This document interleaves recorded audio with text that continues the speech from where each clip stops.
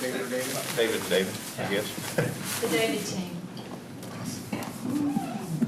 David. Do you have anything else you want to add? I don't. I mean, we are turning our attention now to drainage. Yep. And we actually talked about this morning, we actually have December the 4th to the 18th planned for drainage Oh, I got projects. somebody give me that. If we get through that more quickly, we could actually move the park projects earlier. So we just might want to keep that in mind as we move through. I don't know how much time you would want to spend on drainage. Well, I'm ready to start. Everybody ready? Got a cue. All right. Keep it quick, David. I want to call this meeting to order of the Blue Ribbon Capital Projects Visioning 2025 Advisory Board, December the 4th to order, and announce that we do have a quorum present. At this time, you have before you the minutes from our November 13th meeting, so please review those, and I will entertain a motion to accept. I so move. You got a motion and a second. All those in favor signify by saying aye. Aye. And like sign, 4 nays. Hearing none, the motion passes. All right. We are going to, first of all, I just want to hope everybody had a great Thanksgiving and some time, at least a little bit of time. I know many of us work on the weekends, but hopefully you had some time to rejuvenate and visit with family and friends. I'm glad we're all back here safe. Next, we're going to turn our attention to a review of the drainage projects, and with that, David, you want to lead us off? Okay, first project is called Metro Park Drainage. It's there's an existing channel just immediately west of the railroad, DCTA railroad, that runs north and south, starting at Business 121.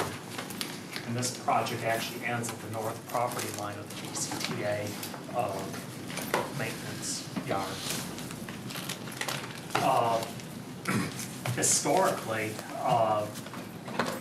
several of these businesses along the west side of Metro Park Circle have flooded.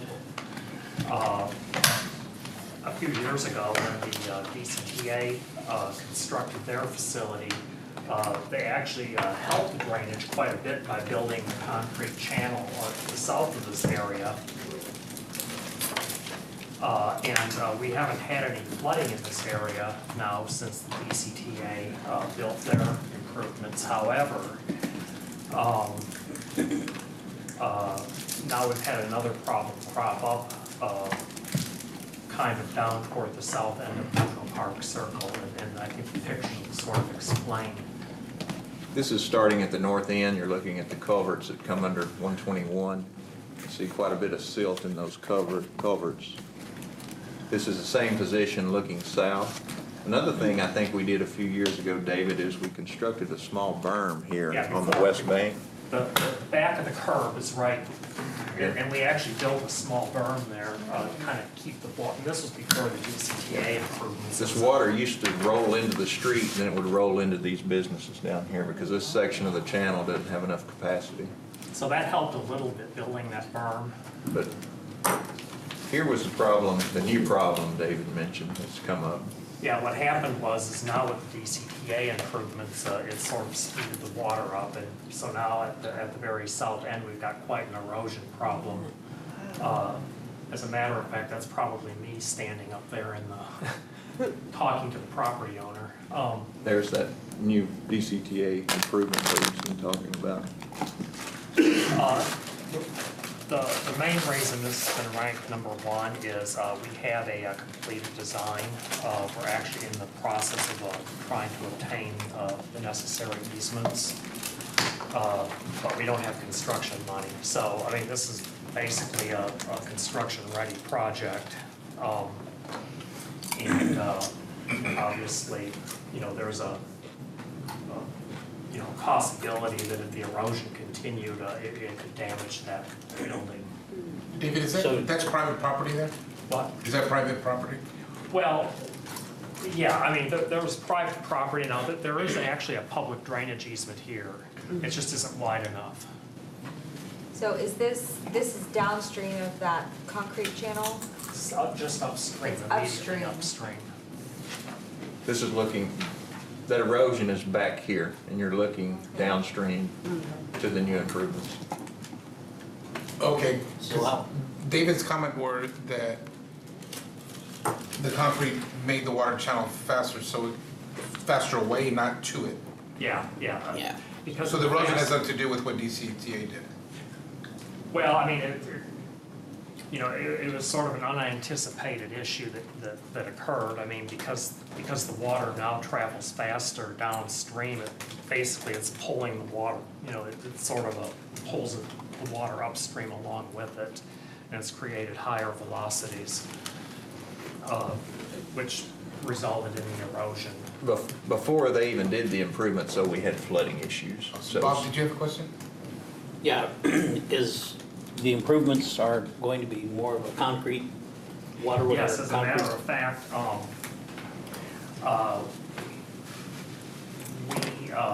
we went back and forth with the Corps of Engineers on this during the design. Originally, they were not going to allow us to do a concrete channel, and normally they don't. They do in very rare instances. And we were able to convince them that this water really was not considered jurisdictional. And so they're going to allow us to do concrete. And frankly, because of the limited area between the railroad and the back of the curb on Metro Park, we really had to do a concrete channel there in order to have enough capacity so that, we don't have to worry about flooding anytime in the future. If we would have gone with some other kind of improvement, say just a wider dirt channel or maybe some other kind of lining that would have a rougher surface, we wouldn't have had the capacity to carry a 100-year storm. And why is the Corps of Engineers involved? Well, they're involved almost any time you're dealing with any kind of a channel, open channel. It's just kind of the way things are. In most cases, a channel like this would be considered a jurisdictional water, which means it's they have the authority to kind of regulate what happens in that channel because of the natural habitat.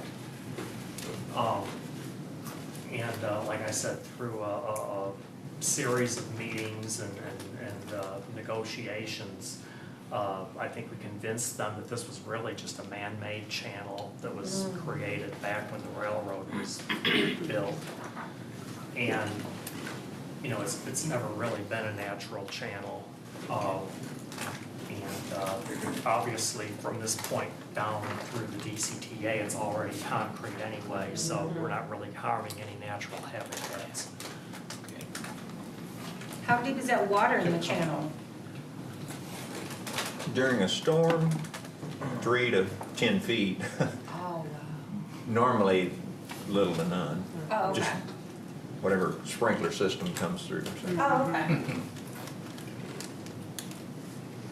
But anyway, like I said, this project is actually, we could put this project out for bids almost any time, except for the fact that we don't have funding to build it, so. This was taken a couple of weeks ago, and so there's virtually, other than just some holes and pockets, there's really no water running through there right now. So you're talking about concrete and all down in there, taking away all the trees and the shrubbery? Right, in this case, the channel would go almost to the back of the curb, there'd be a guardrail. It's really the only feasible way to carry the appropriate amount of water. And the habitat that's living in there is just birds and Well, skunks yeah, and obviously raccoons there's and stuff? probably Yeah. some animals. I think I noticed when I've been out there's been some minnows in some of the pools, but You've got a railroad track right behind these yeah, I mean, trees. it's, Oh, okay. Yeah, that's not a, it's not like. there's not woods there, there's Oh, just okay, trees okay, between the just- channel and the track. Okay, just where, Yeah. okay. So, Is that channel part of, the tracks is for DCTA? Yes. So since that, the land underneath the tracks belongs to DART, is that part of DART's easement? where the channel's at? No, we're staying Right outside. there is there, it look, oh no. Yeah, there's, I believe, there's a line. See that little light line right there? Yeah. That's probably the edge of Dart's Okay. right away. And the way this is designed is we're staying completely outside of Dart's right of way so that we don't have to get a permit from Dart.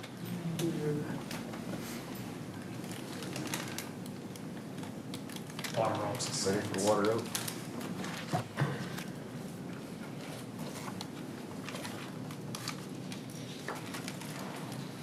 This is Water Oaks Estates drainage. This is another very unusual problem. Can you zoom out one more time, then zoom back in? This is south on Old Orchard near 3040, Okay. just to the west there. All right. This subdivision was constructed, I think, in the early 90s. And at the time, there was a company that was selling a lot of pipe. It was called, ASRP, aluminized spiral rib pipe. yeah, so it's not a concrete. So they're, and the developer convinced the city at the time to allow the use of this kind of pipe. In a lot of instances, this is actually a pretty good product, but what's happened in this location, unbeknownst to the developer or the city at the time, the soil and the groundwater out here is extremely alkaline. And it's caused the bottom of the pipe to completely corrode through. How long has it been this way? I see, that's say 2008. Is it worse now? We went up it this year just to check it, and it's gotten worse. It's still intact, so it's a slow process, but we have had two problems on the surface of the ground as a result of this, where we've started to get a sinkhole, small sinkhole, and we've gone in and made a temporary repair for a small section. But this pipe will need to come out of the ground. How far does that pipe run? I'll go back to the map. It was just one phase of this development that has it. There's like a 72-inch RCP pipe here, which is concrete, that connects these two and takes them to the creek right here. So it's just these sections here that you see highlighted. To the south is a different type of pipe, and it's fine. It was just these two streets and the cross connections. But this is a large pipe right here, so it's a fairly expensive project. And what will we replace it with? I mean, Concrete. what concrete? pipe. Oh, okay. Yeah, Explain we use them. concrete drainage pipe exclusively under the streets now. We don't use this product. And that's the only streets in Louisville that has that metal? I think To it my is. knowledge, yes. Oh, okay, okay, so once that's with concrete, we won't have that issue again anywhere else, okay. Not with that product. Okay, okay. There's a whole list of issues. Well, yeah, that's what I mean with that, but we're not going back Now- with now with that metal product. again, we're gonna go with concrete, okay.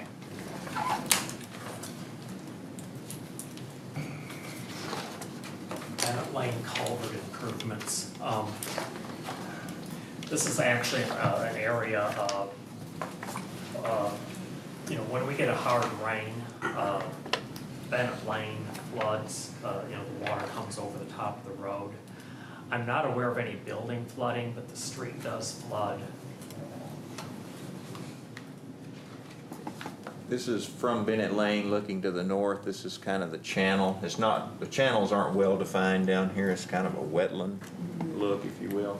But here's the top of the culvert right here. You can see that concrete edge. And I've got a picture, I think, showing you the actual culvert on the north side of Bennett. Like I said, looks like a channel coming in from this direction, one from this direction. It's hard to tell where the channel is. This is the downstream side going into the Waters Ridge channel. This particular project is really immediately downstream of that Metro Park drainage that we talked about just a few minutes earlier. So it's part of the same drainage system. And I think it was back in 2007, we hired a consulting firm to do a drainage study for this entire drainage basin. And they sort of laid out a number of drainage improvements that ultimately need to be made in this drainage basin, kind of starting at this point and working back up the system. And a lot of those projects we'll cover here this evening. This is another one of those. Something that just needs to be upsized. It'll eliminate the street flooding. And as some of you may be aware, just immediately upstream of this culvert is where the new Federal Express distribution facility is going to go. So, you know, depending on how we work with them and their drainage, it's possible that we might, you know, exacerbate the existing problem. So we're going to have to eventually do something with this culvert.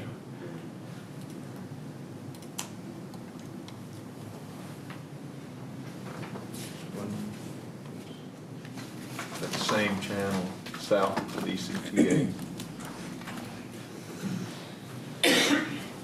Yeah, as David mentioned, and one thing I'll mention on a lot of these channel projects, it's private property, so we really couldn't get in and get good photos because obviously we can't be tromping around on private property without permission. I wasn't too anxious to go tromping in there. I took a couple, I said, I think we're done. And you'll notice that as we go through the photos, a lot of these channels, if they're on private property, we just have to get pictures from the road. This whole area down here is basically, again, it's immediately downstream of the DCTA maintenance yard. You know, the DCTA has a big, huge, wide concrete channel that comes down through their facility, and then when you get down to their south property line, it basically necks back down to a narrow, sort of an undefined grass and, you know, dirt channel with a bunch of trees. And as a matter of fact, right now the DCTA is having problems with every time we get a hard rain, the water washes out the ballast from underneath the rail, and then they have to go out and repair it. That happened in several places through here. You'd see a big wide section where the track, and air, and then the base below it. Wow. Ooh, that's not good. So basically what this improvement would do is we would attempt to make some sort, you know, again, this is actually a jurisdictional wetland, so we would have to work with the Corps of Engineers and come up with some, you know, kind of a channel improvement that they would actually, you know, approve. This would not be a concrete channel, this would be something else. Is this number 5 we're looking at? No, it's 4.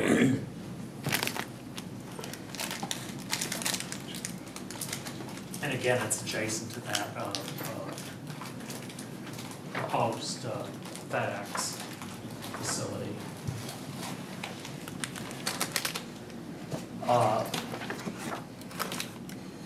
Yates to Bennett Channel, this is connected to that same area. This is a kind of a side channel that runs east and west between Yates and that culvert we talked about earlier. As a matter of fact, as a part of the FedEx development, ultimately they're going to dedicate a large amount of the property to the city for a green belt.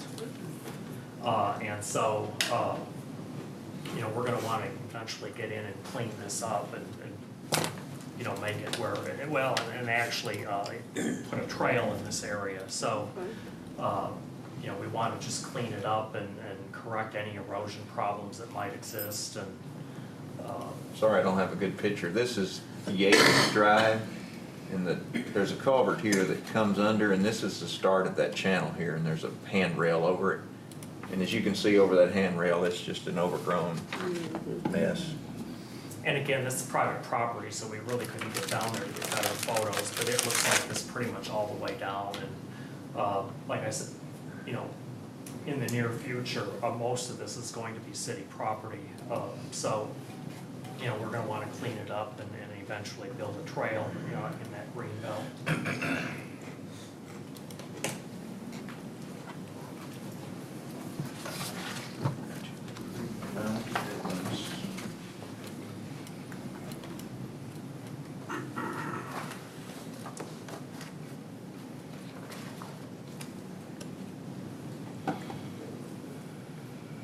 Project number 6 is the main channel of Timber Creek.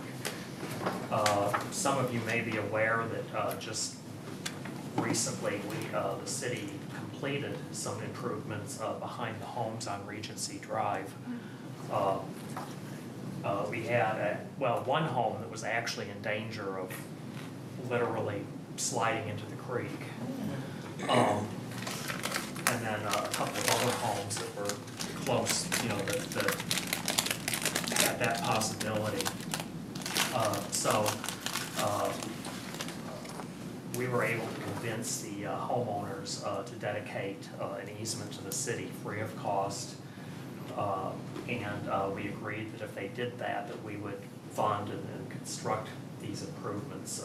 So all these improvements that you're looking at right now, they're called gabions. It's basically a big wire basket with rocks in it. It runs from about right, I guess, here to right there. Is that right, Yeah. David? And the city implemented that? Yeah, the neighborhood contacted the city, and as a matter of fact, I think it was back maybe around 2007. We met the homeowners out on the site and looked at the problem. And then we actually had a study done of this entire section of creek, starting at Valley Parkway and then moving downstream to Edmonds. And our consultants identified a number of, erosion locations that really need to be addressed at some point in time, or otherwise they're going to continue to get worse and, possibly jeopardize some additional homes. So, What's the life expectancy of that wire basket before? well, I mean, short of vandalism, the life expectancy is probably 30, 40, 50 years at least. Wow. if not Yeah. longer. This is upstream from those improvements. You just see how the banks are rough. You see a lot of trees, a lot of sediment. There's a bend in the creek. You can see this happened. It's actually undercut. Yeah, it looks like it's sandstone, so it's pretty hard, but you can see how it's undercut. But all that nature is just so pretty. Yeah, I'm just looking at it. It's You just- see here how the trees become compromised. Oh, yeah. It simply just erodes the soil out from under them. Well, and There's an I example think right the there. issue here is that if this were out in the middle of nowhere in the woods, it wouldn't be a problem. But Yeah. unfortunately, this is people's backyards. Back in the 90s and 80s, before the requirements changed, the developers could come in and put lots to the center of the creek. In other words, that's private property. But the inability for typical homeowners to get back and maintain something like this, and a lot of the erosion happens at low flow, not the high flow. It's a low flow where you get a high flow that cuts a bank, but then the low flow starts undermining it and it starts calving and going off. So the problem's been on Timber Creek, and it's not like Louisville's known, they're similar to other cities, that you're dealing with private properties that go to the center line of the creek. There is no city right-of-way there. In some cases, there is no easement. So in this case of Regency, there was 9 or 10 lots, and it was an all-or-nothing thing that if all homeowners would give the easement to the city, we could go in there, and it worked eventually. It wasn't as wholesale as you would think, but Timber Creek and a lot of the creeks in Louisville and other towns too were faced with this situation. Now, currently we wouldn't allow for a developer to have lots that would do that. That would be city right-of-way, where we could either maintain it in natural state or with pilot channels or with things like the gabion baskets or a concrete line. Just due to the fact that most homeowners can't, even if they wanted to maintain their 80 foot, you're still dealing with, perhaps several hundred feet up and down, and it wouldn't do any good. So that's part of the problem you're looking at there when you start getting into these situations and dealing with private property versus a right-of-way. So when you make the improvements, are those wire rocks, retaining walls are gonna stay, right? You're not gonna come down and do anything with those, those are just gonna stay? No, this area will actually stay. Okay, that's gonna stay, you're just gonna take care of everything else? Yeah, everything, like Oh, okay. there's some more erosion upstream of this area, and erosion downstream Okay. that still needs to be addressed. And if Okay. you notice, the other bank, which hasn't been improved, is still losing trees. But that's undeveloped property, so, I mean, that wasn't a high priority for us, because nobody's, Yeah, Staying there. personal property Right. is really in peril. there's a good example of what happens to the trees, and then the tree ends up in the creek. It falls over into it? Then it eventually ends up against one of our sewer lines that crosses the creek, and I'll show you a picture of that later. Okay, we'll start going. We eventually get the tree back, but it's in good shape. And David, this was part of, about five years ago, that really major flood across Timber Creek with that one house in the back, right on Valley Parkway. Got hit pretty hard. This is all in the back of there, right? So it sustained a lot of damage. Just past that. Yep.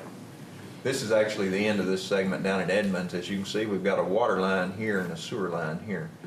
Yep. And that's where the trees all end up against these lines. Oh, wow, that's not good. We have these lines Yeah, all down Timber Creek. okay.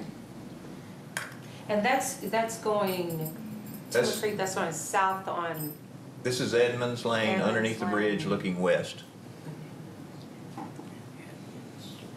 Central Park. Central Park. oh, okay, Yeah. okay. You can go under, they have a walkway under the bridge. Oh, The see, I trail know goes that. under the bridge. I know that. Is that right before you get like Creekside Elementary? Yes, ma'am. Okay. Yep. Oh, I know what you're talking about, okay, where the park is. You were looking at the creek behind Creekside Elementary there. Okay. Old town drain. And the cost for that one is the one we just saw? Yeah, just the small section we did immediately behind Regency Drive was about a $1.4 million project. So, and this project takes care of everything that's left over between Valley Parkway and Edmonds Lane. There are no pictures for this project. This is a proposed project of installing underground storm sewer, so there's no pictures on this one. And this is just a continuing effort to improve the drainage in Old Town. We've actually, probably 12 or so years ago, the city hired Half and Associates to do a drainage analysis of this area of Old Town. And they came up again with a kind of a phased plan of building drainage improvements in Old Town. And over the last 10 years or so, the city has actually built the majority of those improvements. And so this piece that's on the map is really the last piece. The only thing that we have not designed or built yet. It basically extends a large storm sewer system immediately, it runs basically west of Charles. Charles Yeah. Street. What are some of those buildings there? Like that? This is the old Piggly Wiggly store. Okay. This is the post office, Yep. Time Warner Cable. You can actually see the concrete replacement from when they brought the last phase of the drainage to this point and ended. So what is there now? Or nothing, just nothing? It's just, there's a drainage system there, but it's Just old. severely undersized. Okay. I mean, it's old. We had some house flooding issues through here, street flooding issues in several places. There's just not enough capacity to get the rainwater out. Eric, you might tell about the 25-year, what the old requirements were, the old 25 years of storm, the systems were, and then what we do today. Okay, well, of course, back when the drainage was built in Old Town, there really weren't any standards, but, then eventually Louisville had what was called a 25-year standard, which basically, all the underground drainage had to carry a 25-year storm, which is a storm that would happen statistically maybe once every 25 years. Since that time, we've gone to a 100-year standard, which means it's a storm that statistically would only happen once every 100 years. Now, that doesn't mean it's only going to happen one time in 100 years. It's just statistically, that's what would be expected. So, you know, a lot of these older neighborhoods in Louisville were either built with practically no standards if they're really old, or if they're, say, some of the earlier subdivisions back from the 70s and 80s probably have a 25-year design storm, which means that if you exceed that, then there's not enough room in the pipe system, and ultimately either the street floods and or possibly the buildings on either side. So this is one of those areas where, you know, the storm sewer simply fills up and it just runs down the streets. And as David mentioned, you know, we've been addressing as well as we can with some minor improvements, some street and house flooding. Can you help me understand the difference in scale between a 25-year and a 100-year? Well, probably the easiest way for me to describe it is, and this is just a rule of thumb. Okay. For this area of Texas, a 10-year storm is roughly half of a 100-year storm. And the 25-year is going to be kind of in the middle of that. So it's going to be somewhere in that neighborhood of maybe 70–75% of what a 100-year storm would be. Those particular streets where you want to put the drainage, do those streets need to be repaired anyway? Or? They're asphalt streets. Mm-hmm. So chances are they may need repair by the time this project came up anyway. Okay. Yeah, they were recently rebuilt with Repaved. asphalt, but as we saw the last time we met, these asphalt streets tend to not last very long. So What we did, this was actually a CDBG project, if you remember. We did concrete curbs in an asphalt street, and we put the curb in to keep the water in the street and allow the street to carry the water to a street that had a storm drain system. Undersized storm drain system, but a storm drain, because these streets had no storm drain. David, go back, and I think you can, this 10 or 25 years pipe size versus 100-year, just give him a little bit better idea of, you know, is it 12-inch pipe versus a 48, or tell him what's kind of what you guess is in there versus what it will be, and that'll give him a better idea. well, right now, actually the existing drainage pipe is down on what is that? Edwards. Edwards. Yeah, right now the existing drainage pipe is down on Edwards. I believe it's a 48-inch pipe. David, does that recall? Trying to look here.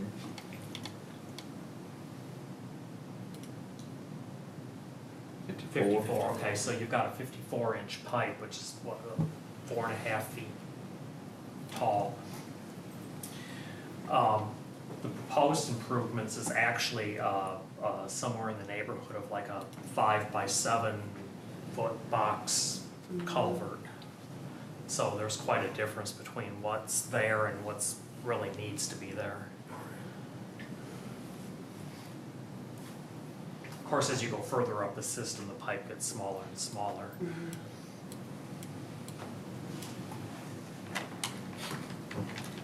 There's the next one. Valley Vista 1. This one, David, you might have to explain a little bit. I think you- What this is a similar situation of a substandard drain system. At the intersection of Little Den and Camelot, all of these streets, Little Den, Downey, Mauve, Acorn, Cashion, and the alleys, all drain down into this point. Now, there are some inlets along the way, but they don't capture the water. They don't capture enough of the water. And I'll show you the pictures. And we've done some minor improvements to try to control it, but still we've got a drain system that needs some improvement. This is at that intersection of Little Den and Cashion, looking up that hill to the west. And you see these two inlets here, they were existing, but we came in and reprofiled the street and increased the size of the opening because the water was just coming right down this hill and going right past the inlet. It wasn't capturing nearly enough of the water. It would just bypass the inlet. Yeah. Is it working out? It improved it. You improved it, okay. But still, the risk, if that 100-year storm comes along, I don't know what's going to happen. Okay. There's another view. You can see where we've kind of made it flat there, and actually tilted it toward that inlet. We did increase its ability to capture the water. But what was happening, that water would come right down this hill, roll right over that curb, You go in the house. right between these houses, and go right in that front door. Wow. At that point, whose responsibility is it? Well, it's our responsibility to maintain an adequate drainage system. Oh, okay. Mother Nature, I guess, created that instance, but we've got to try and correct this problem in the street. But I mean, once the water gets into that homeowner's home, I mean, as far as their homeowner's insurance taking care of that, or? Insurance, and there's a claim process. Oh, okay, Yeah. okay. But you can see how that could happen, and I've saw it more than once. It didn't always get in the house, but it would go Oh, okay. between this house, and these two were really the two houses at risk. And those homes were the ones that contacted you guys to let Oh, y'all know yes. about the issue? Okay. He was standing in that Yeah, so doorway that's why I when was we pulled saying, as up. far as insurance purposes, I mean, you know, did their insurance try to fight it, saying that your city should have had Oh. adequate drainage or anything like that, it wouldn't invade it? I don't You don't know all that? No, Okay. I don't. Okay, that's We what just I'm- focused on what Okay. our problem in the street after we. Okay. This is up the hill a little bit. If you look down the alley to the south, you see years ago, it looks like the street department put in some inlets to try to capture water from coming down the alley. That's an indication that this had been an ongoing problem, Yeah. maybe. Here's one of the existing inlets as it was. As you can see, that's, Yeah. the street's not really profiled correctly there, and that water would just go right past the inlet. And that's looking to the south. All those streets come this direction. All those streets turn and come this direction in the alleys. And then that's looking due west up that street. And again, if this were a brand-new subdivision being built today, there would be a lot more inlets. Yeah, you don't see many inlets as you look up the street. And when it's raining, you see a lot of water. There was also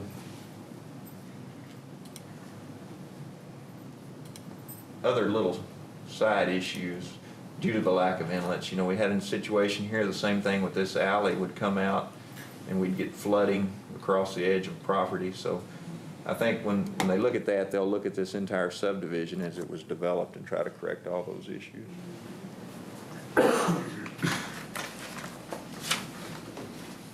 Coastal Valley 2, similar story. I think this is Same very thing. similar. This is an almost identical situation in Louisville Valley 2, where this is all downhill. San Antonio drains to the west, Cheyenne drains, and all these alleys drain, and this water comes down Laramie. And right about here, it would break and go across the yards. This would also slow the water in this alley down. It would break and go into the garages.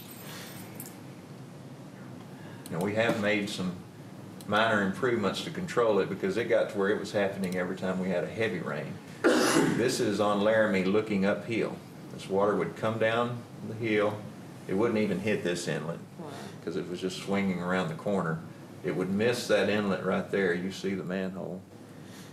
We installed these two inlets. They were not there before. That has helped. This is looking down the hill from that same position. I've seen that water from here to the edge of this house. It looks just like a river. Wow. And the street's full as well. So let me ask you a question. When you said that water crosses over Juniper and it's in their backyards in that alley, I'm about to show you. can that much water sometimes cause foundation issues? I don't know. Oh, okay. Because I have a friend that lives on that street and she's had Well- a lot of stuff done. We've taken a measure here.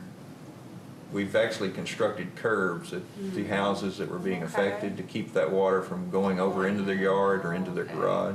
We've also added 2 new drop inlets here to capture the water and try to get it underground rather than let it, because what happened, this water coming down the alley would slow down because the street's full. So the alley would fill up and it'd spill out of the alley. How long ago has it been since you guys put those curbs in? This curb had been there quite some time. It was there before we did this. Oh, okay. I want to say 3 years, 4 Okay. years maybe. Okay. I'd have to check, but it's been several years. And see, right across from it is another alley drain right into the same full street. And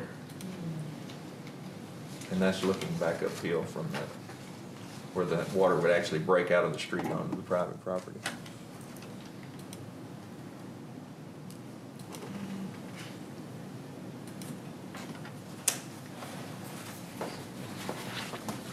East of Mill.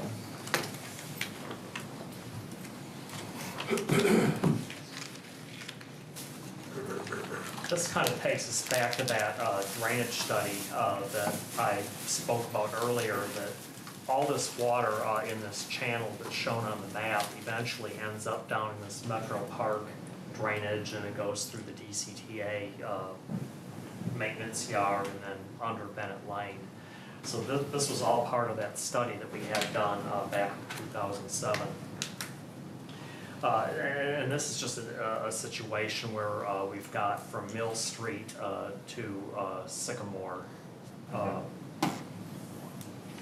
Actually, the park ends here, Sycamore Street is this street right here. Yeah. So we've broken this project up into segments, you know, bite-sized pieces, so to speak. So I think it's Mill to Sycamore, and then McKenzie to Purnell, and High School to Mill. right, so we've got several of these projects. They're all basically the same. It's just multiple phases. But it's basically the channel's too small and This is Mesquite Creek, this is Mill Street here. This is actually the pedestrian bridge that the CDBG committee funded, we did several years ago. It looks pretty good looking from here back to Mill Street, but it changes as you turn directions. There's actually a willow grove the next several hundred yards. But those trees collect a lot of trash. What make the channels too small now as opposed to when you put those in?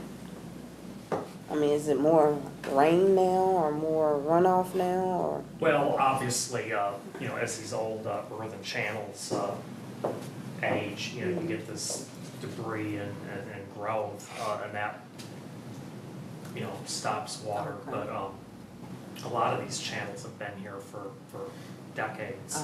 Okay. And, you know, the drainage, you know, wasn't a problem, you know.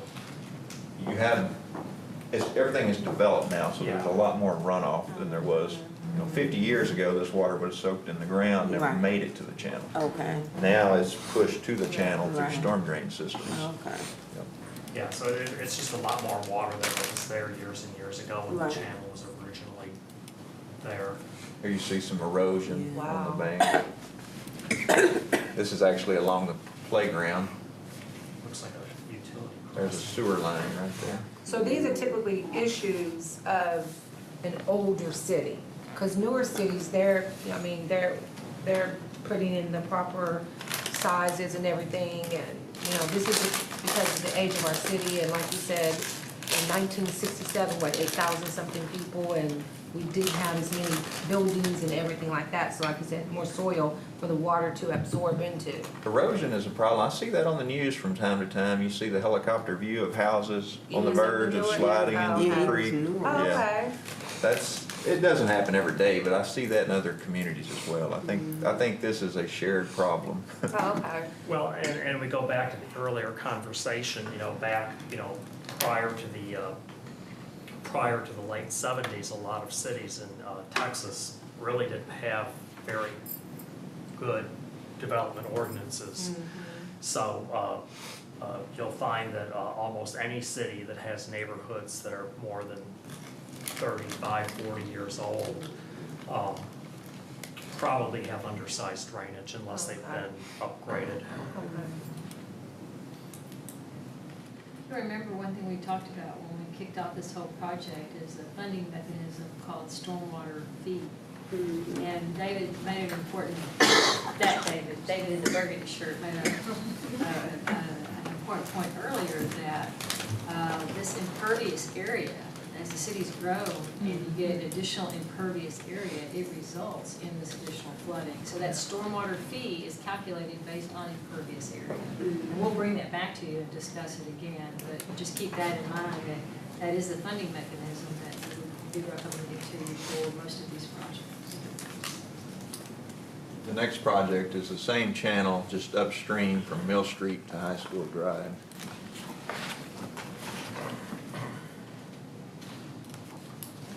This is where the storm drains actually empty into the channel. High School Drive is right here.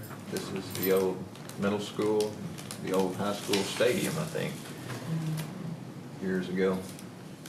That's looking south from the same position. It's just kind of a natural channel. There's some trees here. It's a little cleaner on this end.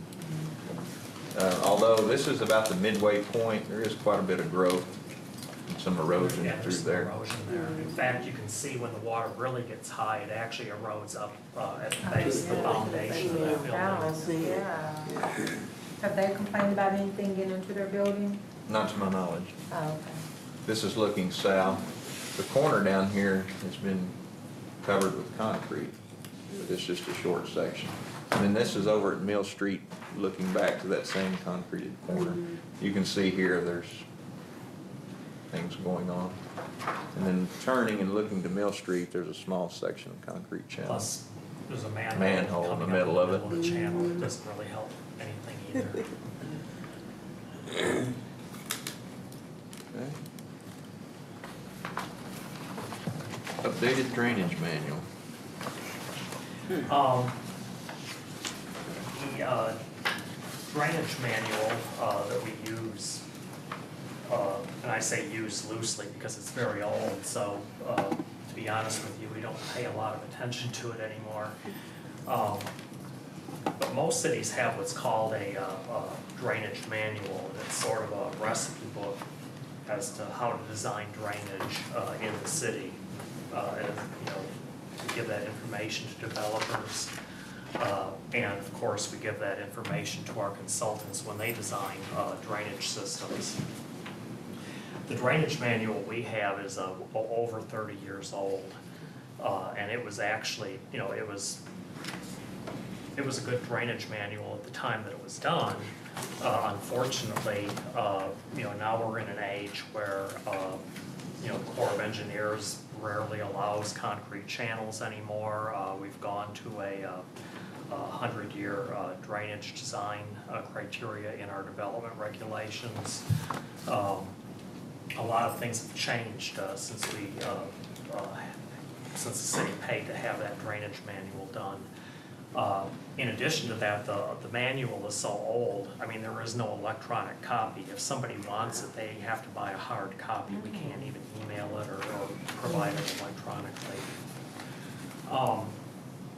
And again, that drainage manual is sort of based on old standards where, you know, 35, 40 years ago, you know, coming in and just doing a concrete channel, you know, was easy to do. Now that isn't so easy to do. And frankly, you know, part of what we've been trying to do as well is try to be more, you know, friendly to the environment. So what we'd like to do is update the drainage manual, take into account, you know, today's requirements for preserving wetlands and natural channels, and you know, some of the newer criteria that we have in our development regulations, so that when we hand that book out to developers and consultants, they actually have something that really fits what we want. To be honest with you, when we give this book to somebody, you know, we have to kind of preface that with, okay, these are old, you know, if a lot of this isn't going to apply. So how long would it take for you guys to update that? We would hire a consultant to do that. Okay. You know, they'd probably sit down with city staff and you know, this is a relatively easy project to do. It's about $100,000, and at the most, it might even be less. And you know, they could probably knock it out in 6 to 9 months. Yeah, this project is, like I said, was 115 in your book. These are something probably we look at the budget in time or as part of the stormwater fee, as Donna was talking about, this is an allowable expense to come out of that project. So it's not $1 million project, it's not a $4 million project, but it's something that's needed. And again, we'll look at it from a stormwater fee or from a budget. Yeah, you wouldn't want to sell debt for something. Yeah. But in listing of priorities, Number 12. it's here. Yeah, we think it's high priority, I mean, it's a higher priority Not doing than, yeah, this. but it's just one of those items that may have a different funding source than actually selling a bond to. Okay. Yeah, and when we prioritize these drainage projects, we sort of put a blind eye to the funding source. It's basically this was really an exercise in what do we really need to do first and second and third, and, you know, knowing that, you know, there might be multiple funding sources. And I think these could change, priorities could change, especially further down the list, because you're dealing with creeks that can change in one storm. So these are a little harder to pinpoint. Once you get past number 1, 2, and 3, it really becomes a wait and see situation. The next one's Timber Creek Channel Improvements, Edmonds to 121. That's an extension of what we're doing up here. You get these corners in the creeks and you get erosion. I've got a couple of pictures from this corner right here. I'll show you what Timber Creek looks like. You can see where that creek comes around. You've got some pretty severe erosion there. A lot of sediment. This is looking back the other direction. You've got the same thing. Erosion, sediment. That big tree's probably going to end up in the creek. This is down at 121. The creek actually calms down a little through here. It's straighter, but we also have erosion there. Here's a sewer line crossing, and that sewer line crossing is not that old. If you notice, that concrete slope that was poured there is already undermined in just a few years. So that's an ongoing problem on these larger creeks. David, when you mention that, you referenced the sewer line. You're not gonna replace those and move them. They're gonna stay where they are. It's more than just a slope and. Yes, it would, if it's replaced, it would be put back because it's gravity, so it would have to stay at the same elevation, but you might design something different here that can withstand better. On the utility fund, David and David have put together an aerial crossing replacement program. Actually, we just bid it, and prices were out the roof, so we have to go back and review those. But basically, taking care of those aerial crossings, beefing those up. You can see, I would imagine if you look at about 2 foot down off that column, that might have been the channel sometime years ago. You can see where it's eroded off of it. So and that might have been in the side of the bank at that point, you know, when it was built. So taking care of these aerial crossing, again, is one of those products out of the utility fund. And again, I think we had, what y'all have, 11 or 12 aerials in the package? It was 11? I think there were 11 total, and then we cut it back to 10 because we couldn't get an easement for one of them, and then we bid it, and frankly, the bids came in over twice what we were expecting. So we're gonna have to rebid it with a smaller number. They will be addressed. Why did the sewer line Trees go in under them. You can see that. That's, I was just about to ask. I was like, educate me why the line, I was just about to ask that same I wish question. you could. David may can explain this better than me. Well, again, you know, Is it just the almost elevation? all of our sewer lines are operated on gravity. Yeah. So, I mean, You can't go too steep, you can't, it has to stay a certain percentage, and that's just okay. where it hit. yeah, I mean, for instance, if you tried to go under the creek with this, you know, you basically, you'd be chasing that sewer line for Yeah. thousands and thousands of feet. Right. And you may never be able to make up the grade. Okay. Yeah, Troy, you've seen the same thing as I. We have, I guess, about 8 of these across Timber Creek. Really? Some water, but about 8 sewer. And they're where no one can actually vandalize them, do whatever, I mean, you know. It would be very hard. That's It a would be- very okay. hard pipe. Okay. You'd have to really want to destroy it to do Okay, anything to okay. it. Yeah, it's not something that would. Tree happen works by on accident. pretty good. Yeah, A tree does? they collect trees and then Yeah. to force the water against the trees, you move these things around a little, believe it or not. Okay. Mother Nature's strong. Yes, it is. You're gonna need more than you shoot. Well, just one quick question on that too. Well, in homes, our sewer lines are in the ground, so what's the difference? Well, because the creek, you know, because basically you've got these sewer lines run at a relatively flat grade. You know, they have a constant downhill slope on them, but they're not very steep. So when you come to a creek where the ground might go up and back okay, like this, I okay. mean, you can't make the sewer do that. You have Okay. to keep it in a straight line. See, it's in the ground up here above the Up creek. there, okay, I But then as you get to the creek, it comes up out of the ground. And then on Okay. the And other it side of goes the creek goes back into the bank over ground. there. Okay, so when you're building a home, normally you have just a flat foundation, so you're able to keep it. Okay, all right. I would say From your- basically it rolls from your downhill. home. You Yeah. don't want it to roll downhill. And from your home out to the city street, the sewer line's going at a grade, it's not level, it's going down Okay. to the main, the main's deep or deeper. In your sewer line from your home to the property line, the sewer in, that's that gravity flow through there. So you're going downhill, the sewer's running, flowing down. Okay.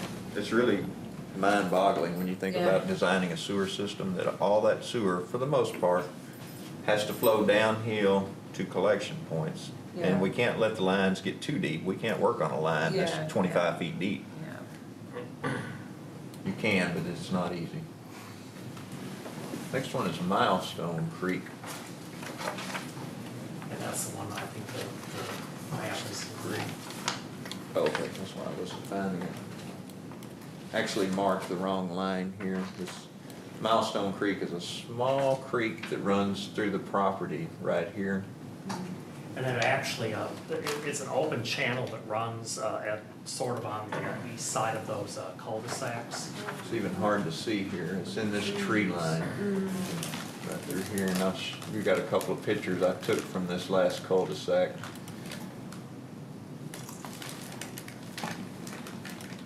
For about 100 feet on the north end, there's the storm drains where they open into the channel. It's concrete lined.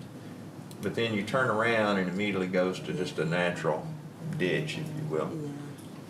And again, this channel is way too small. As a matter of fact, a lot of those homes at the ends of those cul-de-sacs are actually in the floodplain, which means that, you know, there's a potential for them to flood. And they mow or maintain or not this channel. Yeah. So, Part of this is, most of this is private property. weed eater, I guess. You couldn't really mow that with a mower. Now, when you look at these cost estimates, a lot of these don't include any right-of-way cost. Remember, when we were back talking about the project on Regency Drive, that was private property as well, and the condition was, hey, we're willing to come on your private property and make these improvements, but you need to give us the easement free of cost. Okay. So, we're gonna at least we're gonna attempt to use that same model as if we decide to do any more of these private creeks. You know, we'll agree to make the improvements, but the property owners are gonna have to give us the easements to do it. You know, we don't really wanna have to pay for the easements when obviously it's an improvement that's going to benefit those homeowners.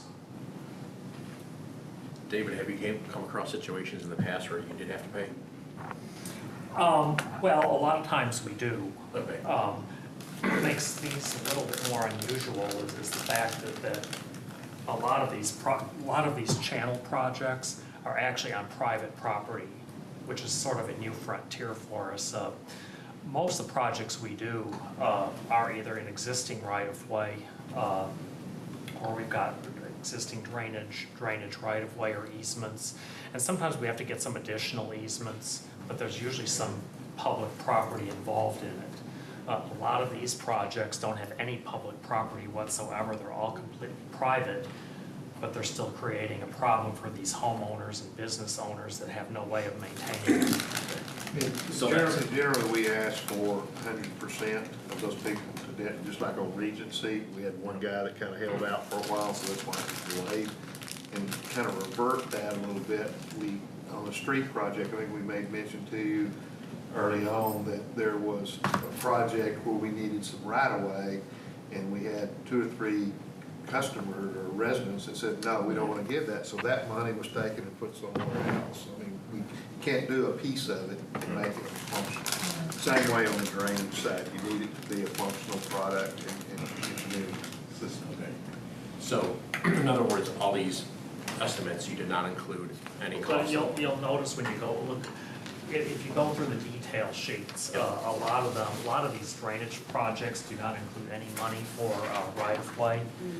And in most cases, it's because they're on private property and using the same model we used for Regency Drive, we would attempt to get these easements Yeah. at no cost. Yeah, I got that, but, so your assumption is that you're gonna get them? Right, so we have not programmed Or we're any not gonna cost. So you're not getting the project, okay, that's kind of where I was leaning towards. Right. And Just then like the money we the road project. reallocated, Yeah. okay. I was just looking at some of these numbers. What is the inflation or the Escalation addition? rate? Yeah, the escalation rate that's put in there Isn't it 3%? Yeah, we're using 3%. Each year. per year, okay. Yeah. Because I was just looking at this one just suddenly.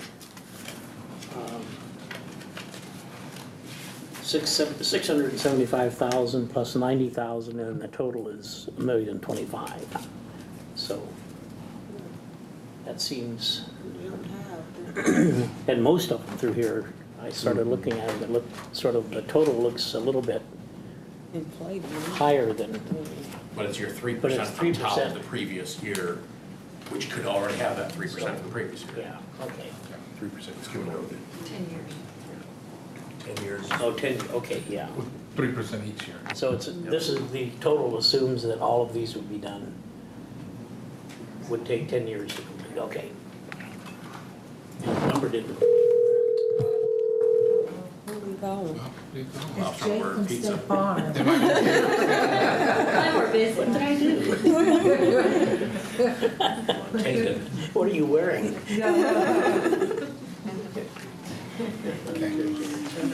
The next project is Timber Creek Channel dredging east of 35.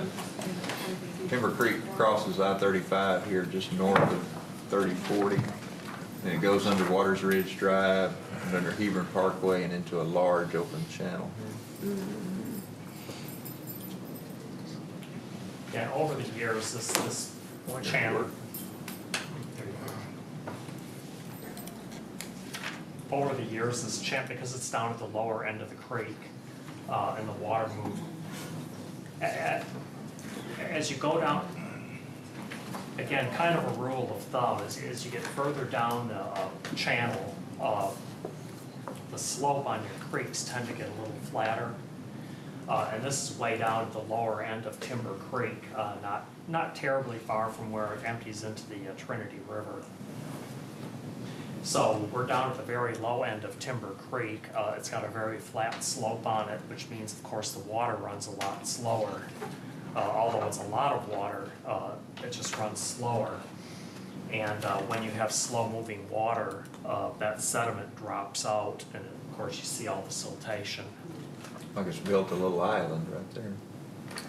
So all that would be concrete, that, I mean, that wide of a section? No, on this project, it's just dredging, Yeah, it's this just would be a dredging cleaning. project. Oh, So okay. just Okay. taking out all that vegetation and all that sediment. This is at Hebron here. Okay. You see debris catching on the bridge here. Yeah, I mean, if you were to, there's probably, there's probably several feet of just muck under this water that needs to be dredged out. That water's very shallow. That's Okay. actually a grocery cart laying on its side right there. That water's about a foot deep maybe. Kind of bugs. And there's some swimming just south of there. I couldn't resist that. That's pretty. And another thing that's affected by this kind of a problem is that, about roughly once every 10 years, FEMA gives us new flood maps. And, you know, as a stream,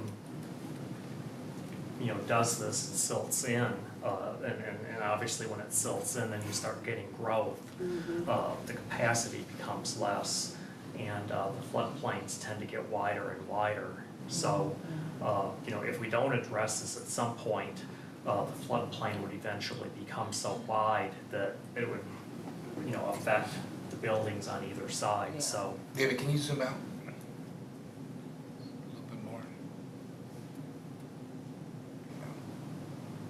See how open the channel is down here? And then you start to get, it gets more narrow, and it almost becomes real narrow right there. Why is that? It's because it's moving faster there? Silt and vegetation have accumulated and start to grow over the years. Are those parking lots an influence on that? I don't think it's ever been It's dredged. never been No, dredged. I mean, this stuff was built back in, what, the 80s? Not necessarily the local developments there. You've got a bridge, Waters Ridge Bridge there, or the private bridge, so that's an impediment. You have a turn, and this is the collection basin for Louisville and eastern Flower Mound. Timber Creek, if you know, it goes all the way under 1171 and goes west into Flower Mound. So this is kind of the discharge point. This is the layout. This is where it tends to get wide. But coming under 35, and then you have a pretty major change in direction there. We'll just right there, we're left of David's cursor right there. When you drive over that bridge, you can look at it. There's a good 6-8 feet of sediment, of silt. There are trees that are 30, 40 feet tall there. So the change in direction with the bridge structures and just the overall flatness of the grades kind of compounds the issue. How wide of a channel are we talking there? I mean, does it take out all that vegetation and silt we see there? Well, show them bank to bank, Dave, right there below your cursor. It's pretty much from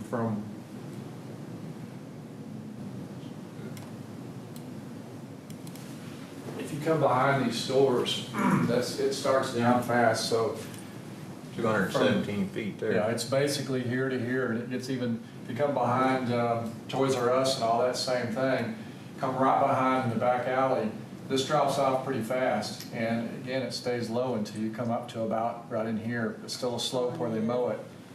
So that was the original. At 250 feet. Okay. So the dredging would take all that out? Well, I would say a majority of it. I mean, I think our intent would be to try to get the channel back to its original shape and size. That still looks like a vast area. You guys don't have to do that in that particular section. And you have to realize a lot of those trees, although, you know, you know, they're not nice oak trees Yeah, and they're just maples, and I mean, a lot of those are just Willow trees. willow trees. And it doesn't happen often, but you know, when the water does go over the spillway of the lake, and I don't think it'll ever rain again like we used to know, but when the water comes over the spillway, and we have aerial photos back in the 90s and even earlier, when it floods the Trinity Bottom, this is accessed as a relief, so it even exacerbates it worse, that you have water coming from Flower Mound and Louisville, but it can't go anywhere because it's inundated, because the Trinity's out of bank. Yeah. And the golf course and everything's flooded, so this becomes the layout for it. So it really is a confluence of the Trinity release side of the dam. Here comes Timber Creek from the west to east, so that's kind of the flattening out. And of course, everything down south is inundated anyway, so it's sitting there for a while. The next one is along the KCS right-of-way, which is the railroad. Maybe this is the one we're missing. My next project is Timber Creek Channel from 121 business to 35.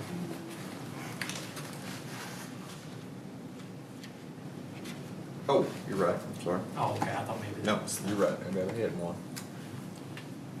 Back down to Timber Creek. From 121 business to I-35. And again, this is just a continuation of the same discussion we've been having with this We're Timber on Creek 18? and erosion and, No, 16. That's right. yeah, number 16. And it's the same type, this is similar to the pictures that we had up above where you have some erosion and utility crossings and. Tree issues. This is looking from the 121 bridge south down Timber Creek. This is actually the east bank from the apartments. You can see how overgrown the creek is here. Actually, this would make a good candidate for our creek cleaning project. This is one of the locations I wanted to do initially, but we don't own all the right-of-way here, so this will have to come at a later date. But I think Timber Creek would really look nice here if we cleaned out some of this undergrowth. This is about the midway point between Corporate and 121. This is actually an encased sewer line crossing. Kind of creates a small dam. Water comes over it. This is looking downstream from the same place. You can see the erosion. And again, these wouldn't be concrete improvements, there might be some gabion work involved, there'd be a lot of cleaning of brush, removing silt. This is obviously a creek where, even if we wanted to, which we don't, but even if we wanted to, Corps of Engineers would never allow us to concrete. Then this is at Corporate Drive, looking off the bridge to the north. This is looking underneath from Corporate Drive. It's overgrown. This is downstream. This is almost near 35. This is the sewer crossing, and you see what's collected against that. The trees and then the trash. And then this is looking to, this is the Service Road Bridge at I-35. I kind of walked down a little trail that was there and was able to get close enough to get that picture, but this is pretty overgrown.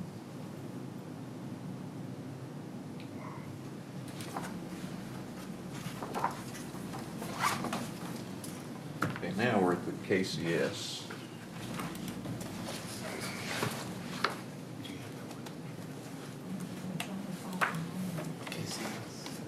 This is along the railroad track that runs through the north side of town. It's just a little drainage ditch that starts here west of McGee and then goes to the east.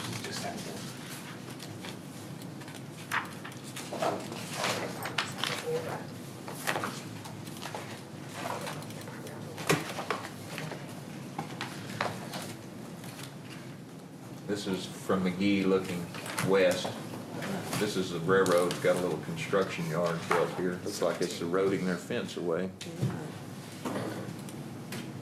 Here it goes under McGee. Some erosion. This channel is not well defined. It's got erosion, different issues. Got a little artwork on the east side of McGee I found there. How beautiful.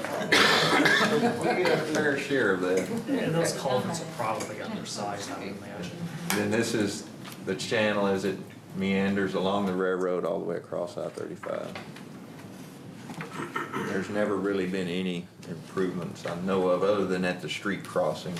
You see some rock here through these channels. And this is a project we would have to work with the KCS Railroad on because we would be either adjacent to or may have to work inside their right of way to get it to. Next one is Timber Creek Acres buyout.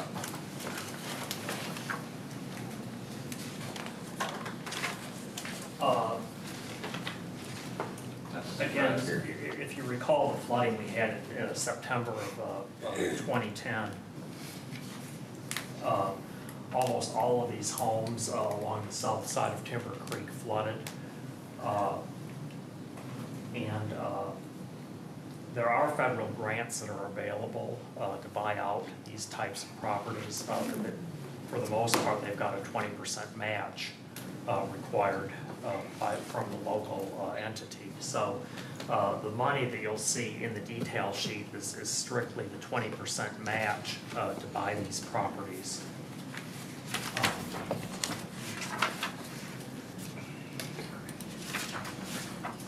How many homes are we looking at? Wow. This is Somebody's 22? house? I remember that.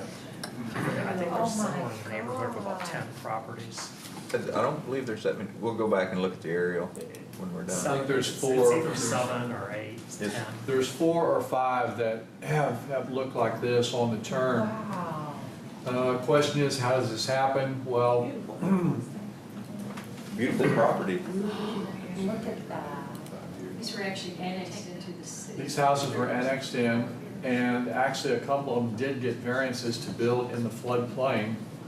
So, and they were annexed into the city. This happened in the early 90s, late 80s. Stormwater Committee actually started with this to look at ways to deal with Timber Creek, but it was more or less easier to buy the houses than, obviously, there's nothing you could do here. Well, yeah, you couldn't make the channel big enough to save these houses. No. This was an actual high water rescue. I took these photos the day that it flooded.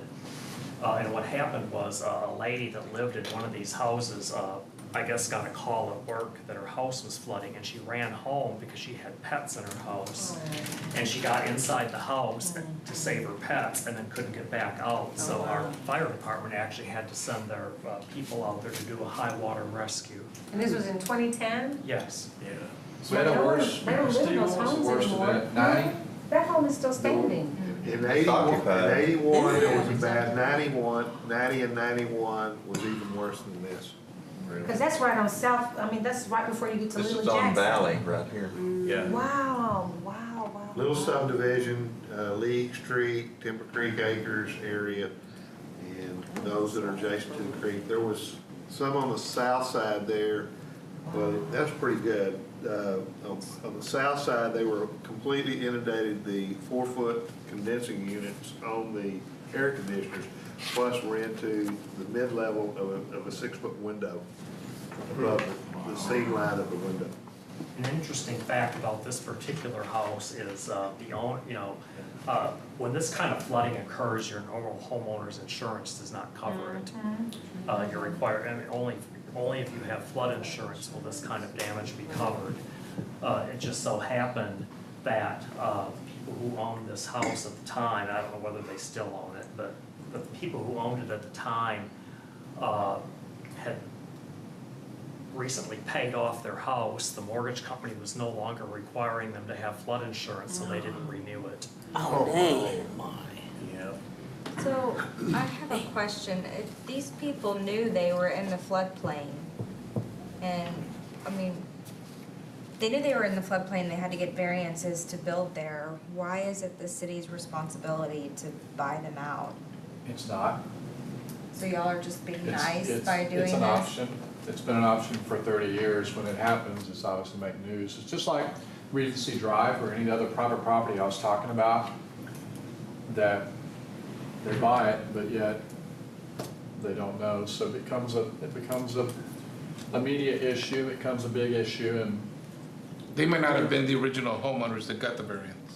true, but They a lot have to of. know When they buy that house that it's in the floodplain. Yeah, because, your inspection before you buy the home will come and tell you, they know if you're in a flood. They do, but what we find through the years is that a lot of homeowners don't even know where their property lines are in front of their house. So, and I'm laughing because I'm not, but I'm saying it's the that a lot of truth. people, they Yeah. don't, they get excited. There was a lot of these homes, when the last one was in 91, 2 of them were remodeled and were really nice. They were on the block for really cheap. And people really couldn't believe what a great deal they were getting. Yeah. And actually came to the city and we actually showed them some pictures, but they were sold anyway. So it's not, to answer your question. Yeah, it's beautiful. Have you ever been over there? Big yard. It's beautiful. I mean, the whole area. And with these grants, 20% has to come from us, it can come from the homeowner? Well, it could. It could, there's several options that you could go into with these, and again, it's not a new thing, again, some of the argument is, well, it's gotten worse with development upstream, some of the argument is it's gotten better because there's retention to detention in Flower Mound that's holding back some, but as we all know, it's probably not gonna get better, it's gonna just either remain the same or get worse, especially as time marches on with water flow, but You know, you'll see a picture, actually this, I think it was the one before this, where a dad and two boys got in a canoe and went down it. Of course, they made about 100 yards before they got tangled up. The current was really swift, so our fire department had to get in a helicopter and pick them out of the trees. So if y'all are successful at buying out those 10 or 12 homes that's there, obviously you'll just let the water just be there if it floods again. I mean, are The you, pond. yeah, it'll just be what it is until it regresses or dries up, whatever. You're not gonna go in and do anything extra. You just want these homes out of the way because of that situation right there. Right, this is a situation where, you know, I mean, you really couldn't even build a channel big enough Yeah. to contain this water, so it would be so prohibitively expensive. You can actually buy these houses for a fraction of the cost and then just leave the drainage alone, compared to having to build a wider or larger channel. This area would become green space. It would be, Yeah. okay, yeah. I mean, it would just be an area that the city would mow and maintain to the best we could on a generally, we'd probably keep it as a golf course, we'd keep it generally as a creek or a channel area. And basically, there would be no structures to be impeded or impede the flow. Wow. And we've bought houses before. Oh, yeah, it's not. It's not It's not new. It's not, David, can you show, I'm sorry to talk about this a little more, but can you show exactly what houses, where's Corporate Drive? Valley Parkway there. Yeah, there's Valley Corporate, okay, and what houses you're talking? It's up there, it's Lower kind of- South Loop. Yeah, Okay. right, Yeah, it's beautiful in there. I've driven Got it, there okay. before. like where? it's kind of inside, there, you see that? Right Yeah. there. You know, yeah, it's sort of in that area, So that house on the corner of, on the northeast corner of Valley Parkway and Corporate, you go down a little bit, and then go over to the right more. So they just put on a big, yeah, right there. It was down Yeah, maybe what's- here. There's like a big, yeah, those are actually high enough that they don't flood or. okay, because he's building on, I don't know what they're making over there, but like two big retreat houses or something. Who is? The property owner on the corner, right there, Oh, where he's okay. pointing. Yeah, it's beautiful in there. I Yeah. ventured in there one I time. was curious if they were. Kind of run your cursor over the curve there, the houses that are a problem. I think starting right here, Yep. here, here, here, here, here, here. Right. I don't know how far up it goes. Yeah, just right there to that corner. Right to the is where corner. Yeah. flooding ends. And then you've had some other, you've had some folks on the other side of that line, Oak Tree Estates, we've had some flooding issues there, but those are kind of man-made, where they've built some self-made dams and walkways across it, so you have to work that area as well. Yeah, right. Go lower on that corner. To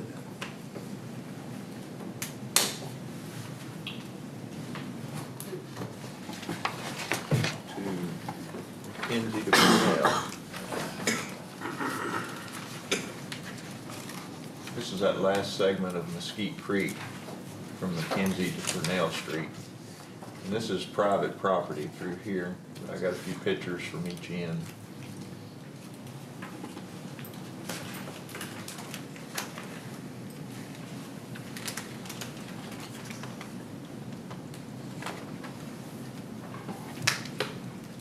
This is on the south end looking north up the creek off McKenzie, the street.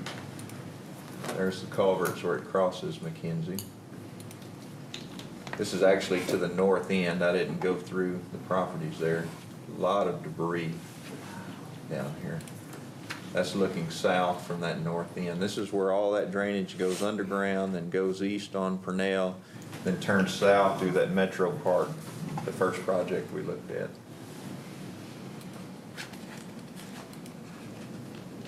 Lot of, Is that tire? yep. David, so this one has a $500,000 purchase or right away purchase. What is that for? Because it's private property. Yeah, this one, Their private property? we would of course try to get the property, I don't know that we would be successful here buying or getting a donation simply because because a lot of this property is zoned commercial and in light industrial. It's a little bit different than dealing with homeowners. So it's one of those projects where, you know, realistically, either we're gonna choose not to do it, or if we really want to do it, the likelihood of getting a commercial or an industrial property owner to dedicate property is not as easy. But it would increase the value of that property, so there is some incentive for them to. Yeah, and we would, I mean, we always try to get dedication before we offer any money. So in our review of these, and you put these in priority, if the committee was making a recommendation on one of these projects and said, you know what, we could do this project or not, we could do this project if they donated the land, and maybe we go down to the next project in the priority. I mean, that's a little bit more detail than what you're showing us, but I guess it's something that we could still. Because remember, we'll be looking at the total dollar Yeah. amount, so. If we want to pull half of $500,000 and say, we'll do this project, but if. So we're looking at the total big budget. Correct. Okay. Yeah, well, that makes sense. And along those lines too, we mentioned a few of these projects that could be paid for by the utility fund, right? So should those be, I know we're still looking at the big picture, but should those be itemized out separately? Are you talking about stormwater? Pardon? Are you talking about the stormwater utility? Yeah. Most of these are all eligible for stormwater utility. Okay. I don't know of anyone in here Yeah, that I wouldn't think be they eligible all for are. stormwater. Okay. So when we talked to the council about stormwater, these are the very projects that we took to the council. What Your did bond money would be paying for those drainage projects that are associated with roads. With the Timber Creek buyout, how many houses are occupied? Well, I mean, they're all occupied. Oh, okay, mean, I the thought ones that are- somebody The was ones in that it. flood, I mean, they're all occupied. I mean, Okay, none of people them are in vacant. it, okay, You got a good deal? I see. But I probably buy and put my name on them.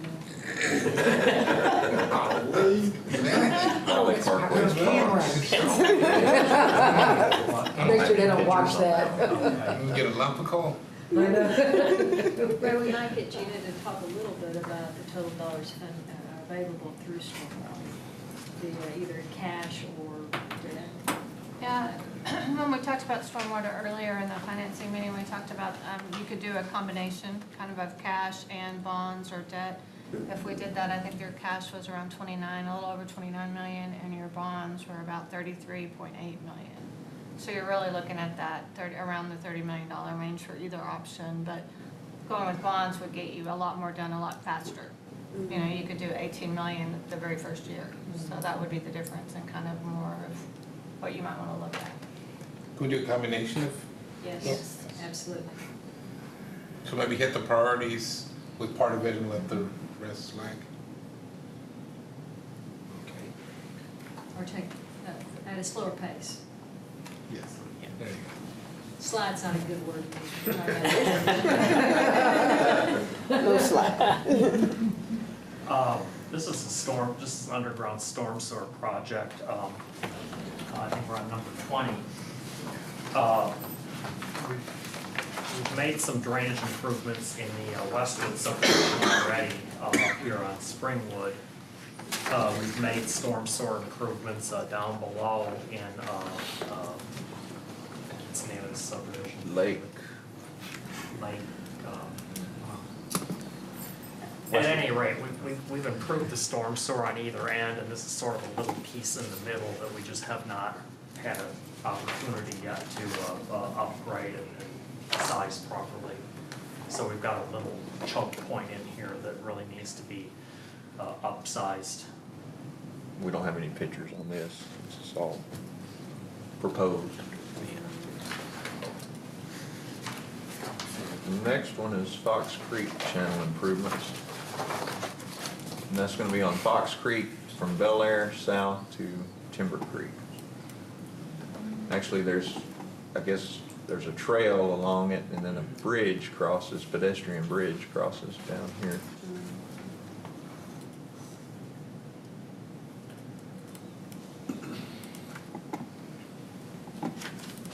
This is looking south off the sidewalk from Bel Air, where the culverts cross under Bel Air. This is pretty wide through here, and we've got a lot of dead timber. And we've got a lot of erosion going on. Everywhere I looked, I saw a lot of dead timber.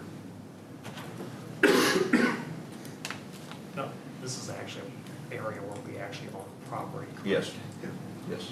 So we can do improvements. There's a large tree that came in, and that had fallen in.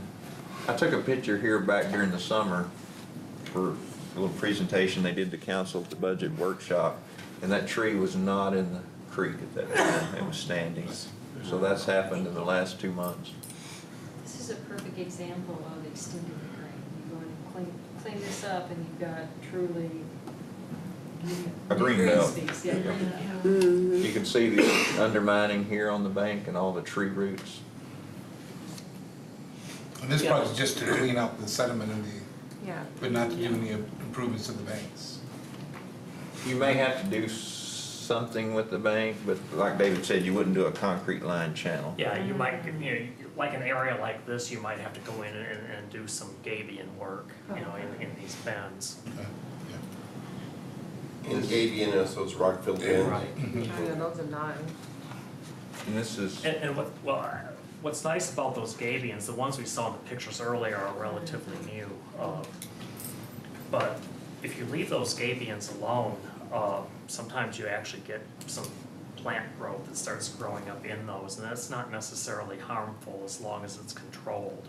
So eventually you might get vines and grasses and things like that. Now, if you start letting trees grow up in it, that could be a problem, but the gabions themselves eventually, it'll fill in with silt and you'll get grasses and vines and other kind of ground cover that will help make it look more natural.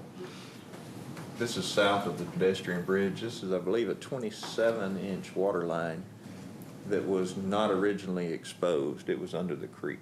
Wow. Wow. When we discovered it, every few years we'll rent a helicopter for a short period of time, a couple of hours, and we'll fly these creek channels and pipelines to look for problems in the winter. And we noticed this pipe, so I talked to Kumar, who was the city engineer, and he said, that pipe's not exposed. And I said, Kumar, we need to go look. He was surprised that it was exposed like that. So that's just changes over time that have occurred. And things like that, where you have sewer lines and water lines, that disruption in service, it can kill a city or a neighborhood for a while. And this type of pipe is a relatively timely project if it were to wash out, get hit. And so you're gonna take some time. Now fortunately, we have loop lines on water that we can get things out, but if you have sewer running into the creek, then you have both federal and the state folks on you for allowing that to happen, even though it was an accident. Nasty fines. We actually have a project to lower this under the creek. That's part of the project David mentioned earlier, but this pipe was not designed to be in the flow line of a creek. It So was water designed lines, to they be- don't have the same gravity requirements No, you as don't. the sewer line? Yeah. Because Okay. they're operated under pressure. Okay. We- I learned something today. We've actually had 2 leaks here since this has been exposed in the last 3 years. And when this thing leaks, you know it. So that's why my water bill is high, right? No. Yeah, I figured it out. You don't know it, we know it. And one item to note for y'all, where we're talking about from Bel Air South, from Bel Air north to Fox, this is Ralton Creek Park. This is the Ralton Park. If you see the green belt area, so if you were to go out and take a look at this, a lot of this is maintained, groomed, and there's actually a The trail park through there area. is, the trail all the way from Right. Central Park up That's a here, channel, all the way up there is concrete nice. channel. It's a nice trail. Where is that? Go down. Oh, between Fox and Bel Air? Is that behind those homes that's in the cul-de-sac as you're heading west on Bel Air? There's like 3 cul-de-sacs in the homes. Is that the park that's behind there? I'm trying to figure out where that park is on Bel Air. Is it before you get to Edmonds? Shore Southwest Parkway there. There, here's You know Southwest where Parkway in Bel Island Air. and all that, that's to the left. And there's a trail that crosses right here. Okay. There's a- Haven? If you go Southwest Parkway, Bel Air's up here, It's to the west side. Where all the electrical, the towers are? No, not that far. Not that far, okay. Once you turn off Southwest Parkway, it's about 200 yards, Mhm. and when you cross the creek. And there's a Okay. trail crossing on the street here. Okay, You'll see the trail crossing more than likely than you will the creek from the roadway. okay. And it runs all the way up, and your parks are up closer to Fox, actually. Okay. So you clean that area to the south, you extend that green, so Yeah. The next one, McDonald, Fine, and Yates.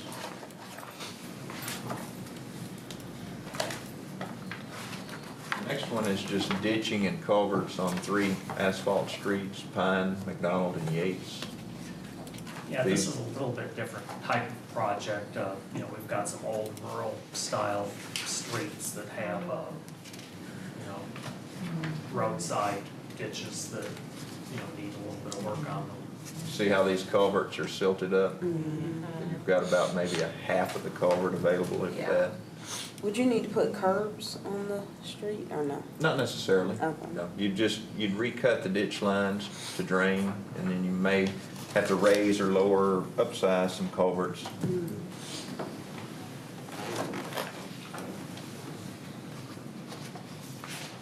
There's an example of where you've got about maybe half of the culvert. And that extends all the way up to Texas Street there at 121. to the fire station.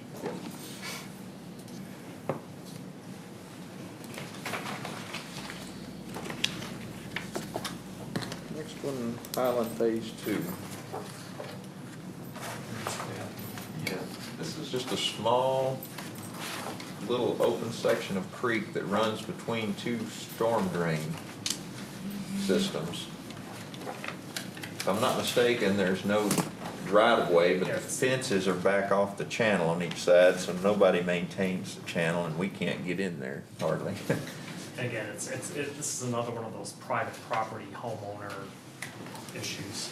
Yeah, this one has some history. This was Copper's Branch 3 or 4. In Ajax, these cul-de-sacs, and this was up on, for consideration, 15 years ago. Homeowners came out in droves and said, no, we don't want you to take out our trees, it's our creek, go away. Correct? And we pretty much did, so this is kind of been an issue on some of these projects. One you just showed you about extending the green down by Live Oak and whatnot, but this is kind of heavily treed through here, and a lot of these homeowners showed up and said, if you take that out, my backyard and everything on my amenities, now I'm looking at my neighbor and we don't want that. And so they showed up at the council and said, we don't want the project to go.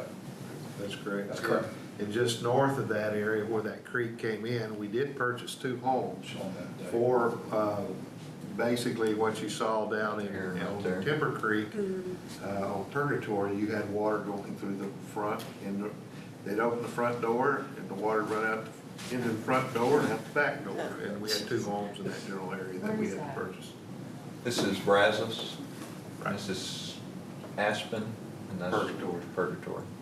Right there. It's way up in the very far northwest corner of. This is actually the city limit here with Highland Village. Oh, okay. Are those R9s or R7s? Cause it look like all of them have pools. It look like they're big lots. And there's gonna be, Up against the creek, they're large lots, and they go Yeah. to the center line. And I have a lot like that. now you have some homeowners that put some cross-tie walls, retaining walls, legal or not legal, through the years, and that's not helped. In some cases it has, but Our issue from a maintenance standpoint, we maintain the flow line. If it becomes obstructed, we have to go clear it. Yeah. You can't get in here. There's fences and trees. Wow. To go remove a tree in there is an ordeal. And the homeowners like it that way.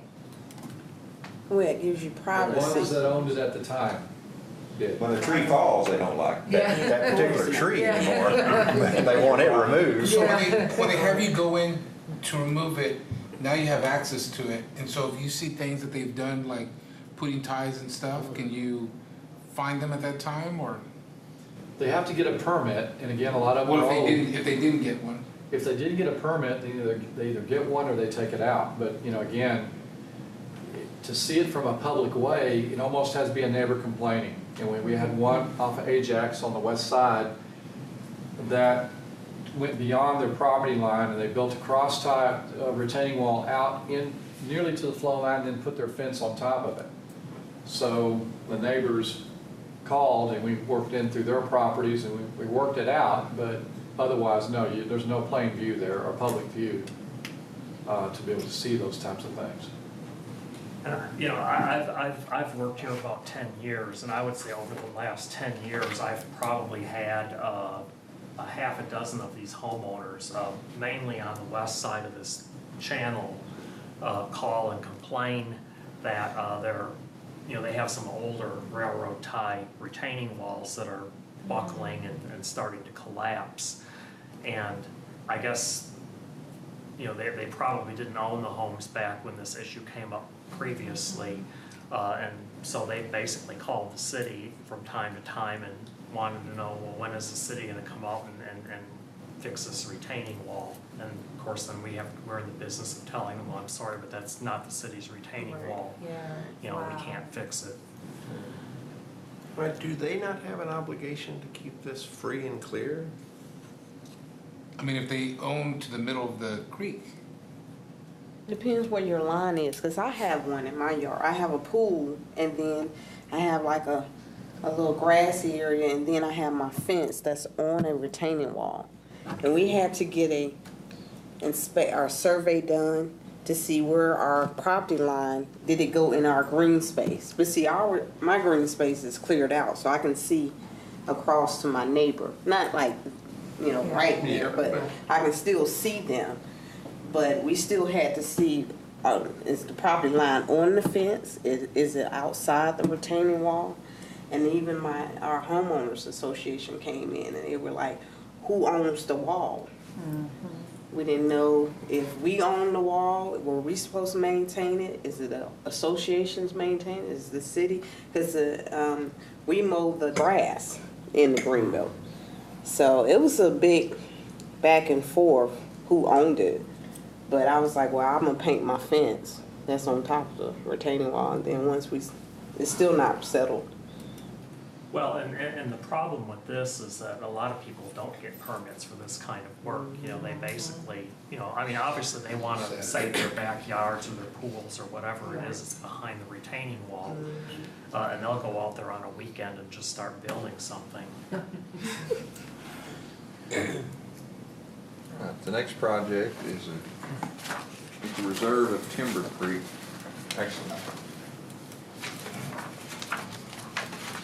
reserve of Timber Creek? Yes. It's just a little tributary I see. of Timber Creek here. This one's become a problem here very recently. It's been a problem, but we're having an ongoing issue with beavers through here. Yes, they can create quite the little problem. I don't see pest control in this proposal. We've talked to some people about some methods to deter them. This is from Bel Air on the sidewalk, looking through the fence. You see a large tree down here. There's at least a half a dozen trees down. Not this one blew over, but there's a half a dozen or better trees down that were chewed down. What? And I'll show you I some mean, pictures. And the trees go down, and the trash collects on the trees. It is a mess in there. We're starting to clear it out some. This is the south end at that next block. You can see how overgrown it is in there. And the beavers are eating the trees down there? They fall trees. There's an example of what they do. That's some serious teeth. And that is a wide girth of a trunk. I've done just Wow. Googled it to see how they do it. They use the wind. They'll chew a side of a tree and then let the wind push it over. They're pretty industrious animals. There's another one where they've chewed off. Wow. I wouldn't have believed it if I haven't seen it several times. And the purpose of chewing the tree is to build homes for themselves, right? And dams, and they also use the limbs as food. There's a culvert.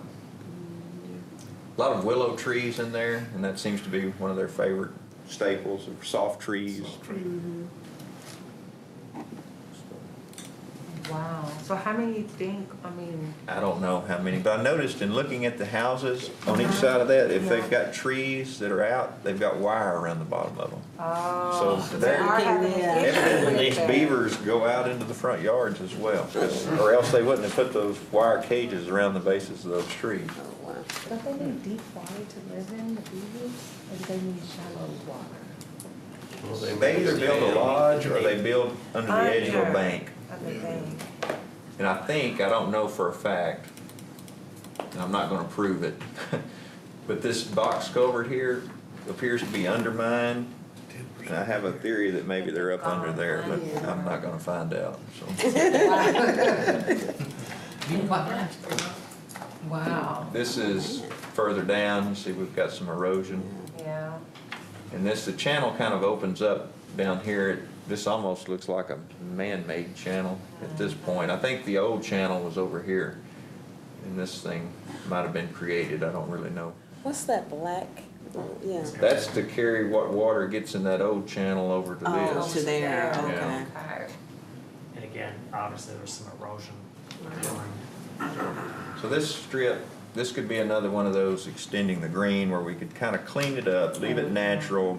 Maybe the beavers would move back to Timber Creek and greener pastures. And we'd all be happier. Interesting. We used to have, and probably still do, a lot of beaver problems down on South Railroad Street in those wetlands.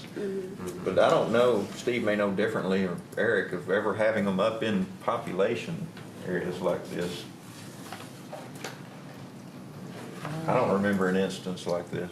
We've removed several of them, relocated them.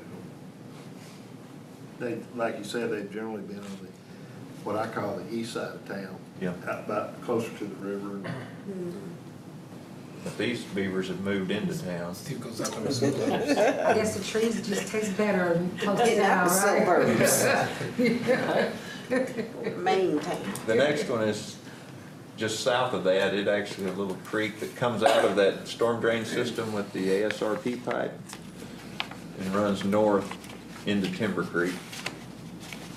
Right one. Yeah.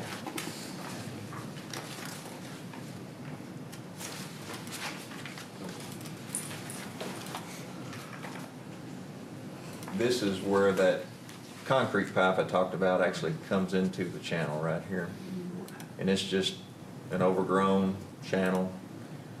This is down at Corporate where it crosses Corporate Drive. You see a lot of willow trees and cattails.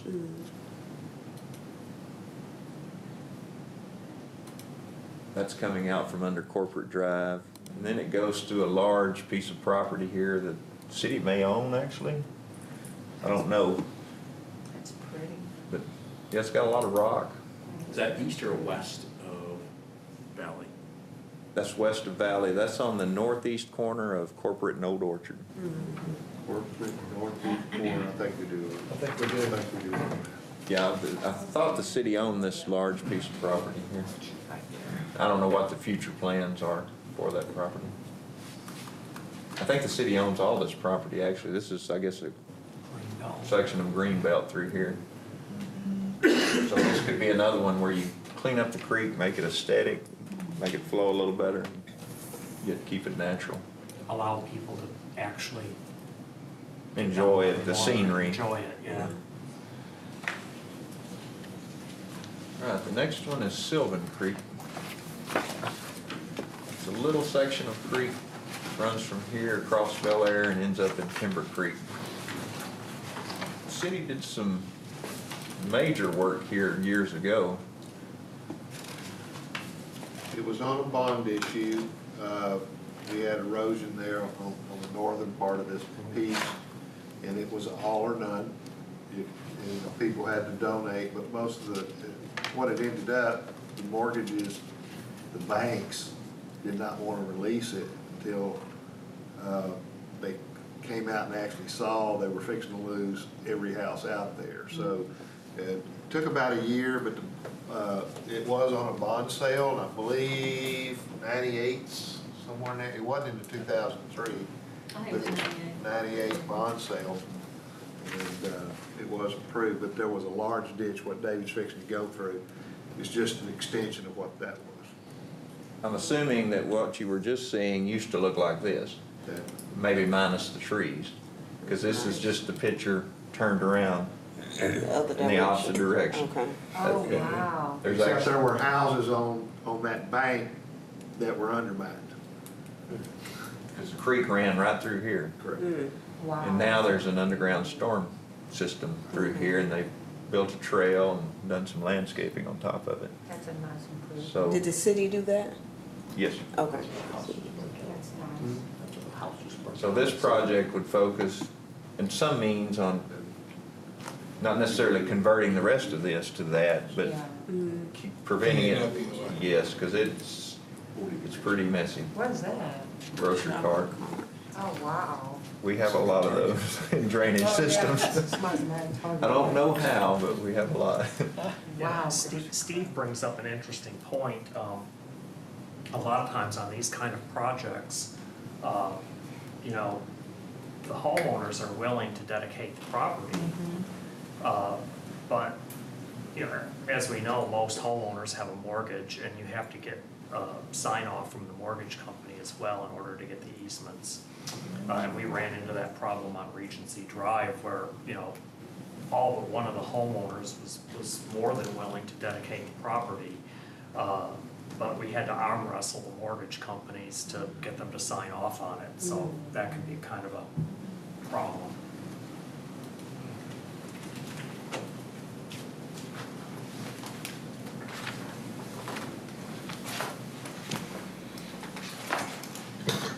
Mr. Ridge Estates. This is mine. All This is my right. house. And y'all tell me if I'm up to code. Below the mall, down there Highland Drive, Yeah. it runs through Vista Ridge Estates. The area we'd be focusing on would be from Highland Drive to the Sam Rayburn Tollway. This is natural, and I'm assuming they probably want to keep it that way. Yes. I only took pictures of from Highland to the south. I'm gonna throw some cement down. And then I'm gonna go back.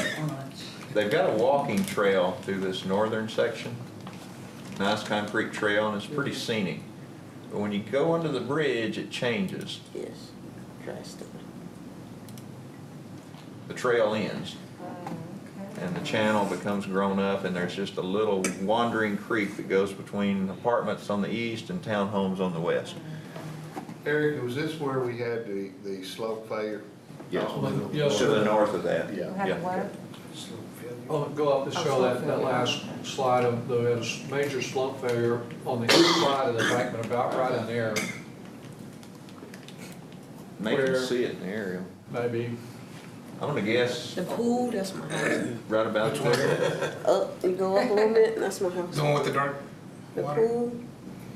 This is the only subdivision that's Which one's in yours? Oh, wait a between minute, I all think those I'm further apartments over up. there, I'm gonna be Mary. This little further home up. subdivision. I'm that house, not, yeah.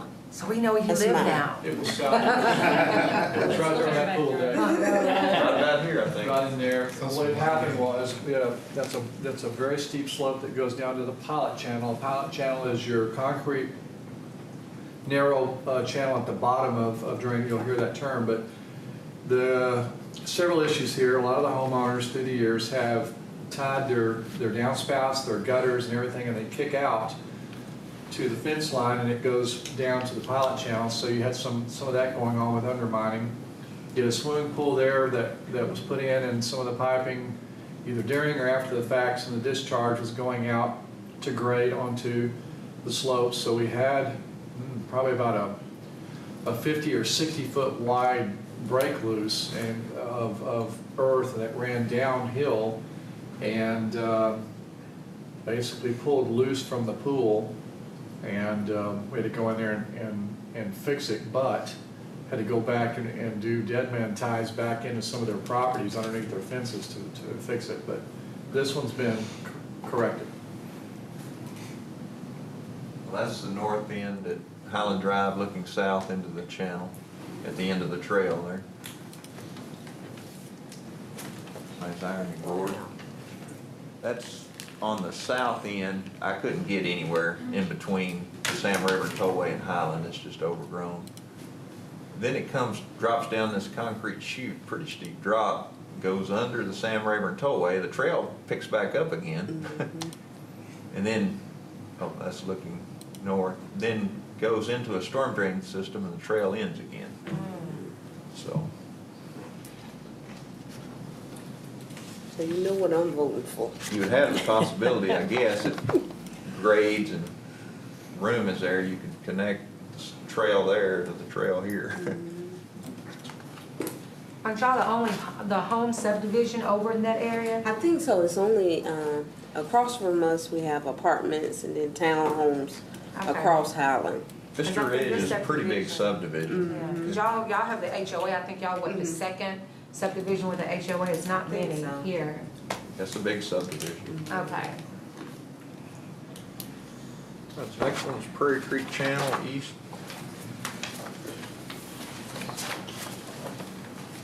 Keely.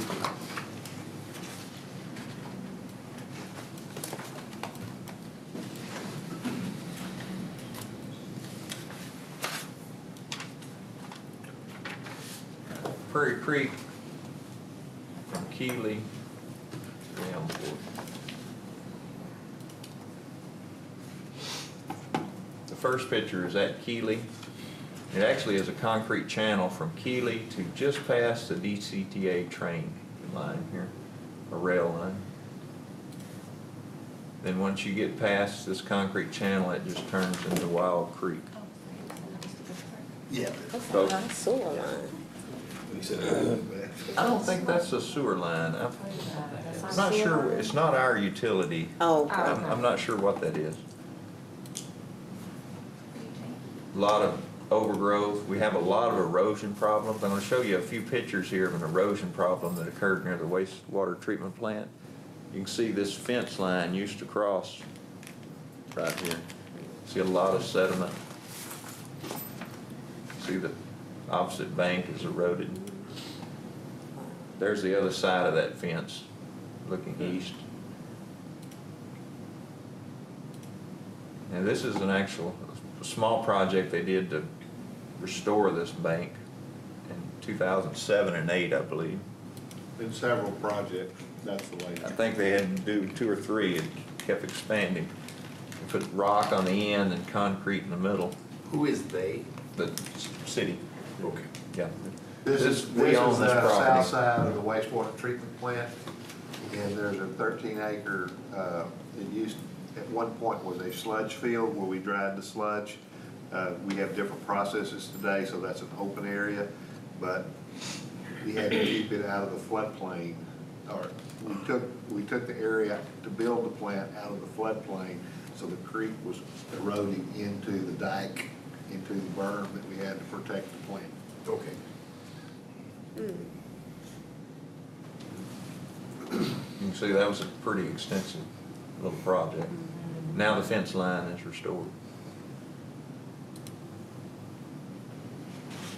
I think a lot of that section of Prairie Creek is, well, it's all private, I guess, once you get past the DCTA rail line. But it's not houses over there. No, No. not No, houses. and that's why it's real, lower on our priority. We try to focus on areas where, there were buildings. Okay. Okay, the next section is I-35 to Keely.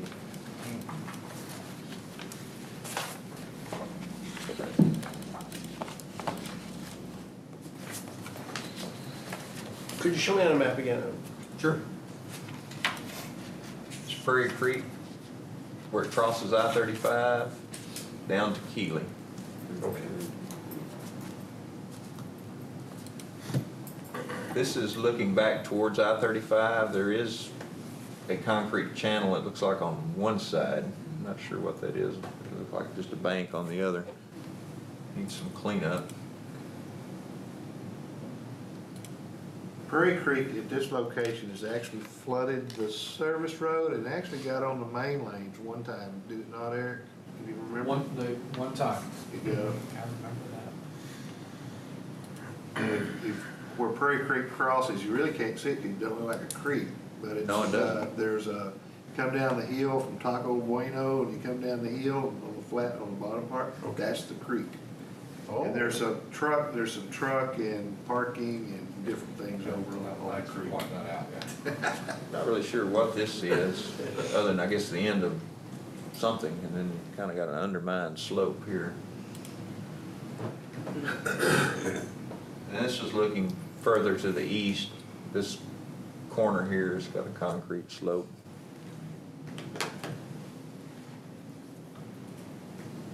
One of the other areas that you have in this, all of your gravity, all your main sewer lines, your large interceptors, 42 inches, that carry the gravity sewer to the plant, both in Prairie Creek and Timber Creek, are generally at this spot in these creek channels because that's your lowest point of the city, generally.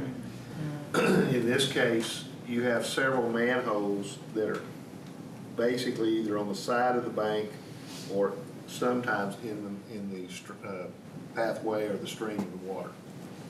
So This is looking east towards Cowan. That's Cowan right there. We've got a little bit of sediment that's really built up through here, so it's kind of creating a little bit of a dam. The water still goes through, but it dams this pool here, and I see ducks on there every time I go by there. How deep is that, would you say? Couple feet maybe? It's not very deep. There's a couple of holes in it every once in a while, but yeah, a couple of feet. I always see ducks on that section. And you can see out on the side where the green was, that's back of some homes. And so you've got homes up in there, so you'll see kids playing up on that bank. This is downstream of that little lake we were just looking at. And there's the sewer line Steve's talking about, coming through the same channel. So what would you do with that area? That area doesn't need anything, you would just widen the green space a little bit more? Or would you Open come? up that drainage a little bit. Yeah, see, the channel's pretty small here, so it doesn't take much of a rain till you're out here, Okay, you know, so you just. utilizing the full width of the channel. Yeah. This is under Cowan, I believe, yeah, looking back to the west. Once again, the channel's pretty narrow here. That's looking under Mill Street towards the east. And water's been to the bottom of that bridge on many occasions. That channel gets pretty full when we have a heavy rain. Wow. And that's on the east side of Mill Street, looking back under Mill Street. So you would just widen that a little bit, widen the embankments a little bit? And you see how you could Feather that back. Yeah. gain a lot of capacity there. Okay, yeah. And that's looking east, the rodeo grounds are down here.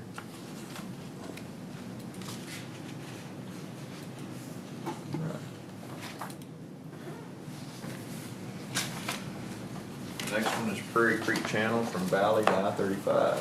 This is just upstream from where we were at.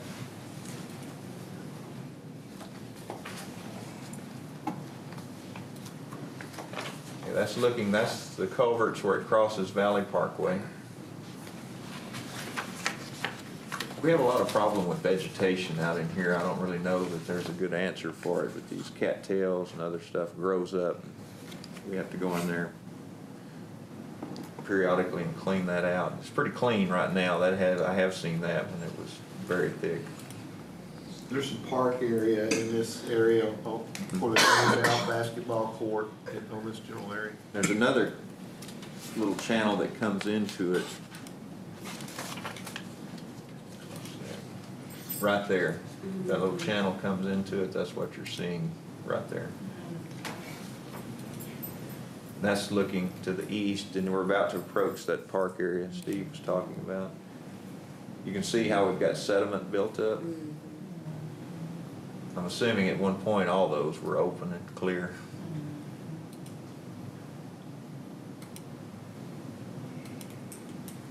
There's the culverts going under Old Orchard, coming out of Old Orchard. And that's looking to the east towards Summit. It's really grown up on that north bank. The Parks Department keeps the south bank clean because of the trail along there, but the north bank is completely overgrown. And that backs up to homes. Yep. There's just a little outfall to the creek. Anybody notice anything there? Is there a coyote? Sure or- is. Yeah. He walked out, I Yeah. was standing there, he walked out and he laid down in the sun. Yep, so we And have- I started taking pictures of him, and I thought, well, I'm gonna get closer and get a good picture. He didn't like that, so he got up and went back across the creek. This was 2 o'clock on the Tuesday before Thanksgiving. There were people riding up and down the trail, kids in the playground. That Cody walked out and laid down. They don't care, I mean, the squirrels are not even scared of humans anymore. I was able to walk up on the squirrel and go like this and it doesn't even move, so. Problem with squirrels is you never know which direction they're gonna go. They'll stop right in front of you, and then you never know whether they're gonna go right or left. And it's a problem on a bike. We've got erosion here, banks sloughing off. Wow. This is going under Summit. This is coming out from under Summit. Had a duck floating there. And that's going behind Home Depot and the Yes. Valley Ridge Apartments? Yes. Okay. This is looking that direction toward Home Depot and I-35. Now, it's heavily wooded over there, so how would y'all resolve that problem without taking away the nature and beauty of that wooded area? I don't know, that would all have to be looked at. I don't remember, I've been through there a couple of times. I don't think we have a lot of erosion issues in there. They're smaller, but you could clean some of this up to Yeah, where a this lot of times you just trash. go in and you remove a lot of the smaller vegetation, you leave the larger trees. Okay. Because this little vegetation is what collects the trash. Yeah, yeah. And if you could clean that up some, you wouldn't have near as much trash. You see the debris here on this tree that was left by high water? That gives you an idea of how high that gets there. Because I know that wooded area gives the apartments privacy from the homes that's there and vice versa, so. You could maintain that, just getting rid of the low underbrush, and you could improve the litter situation.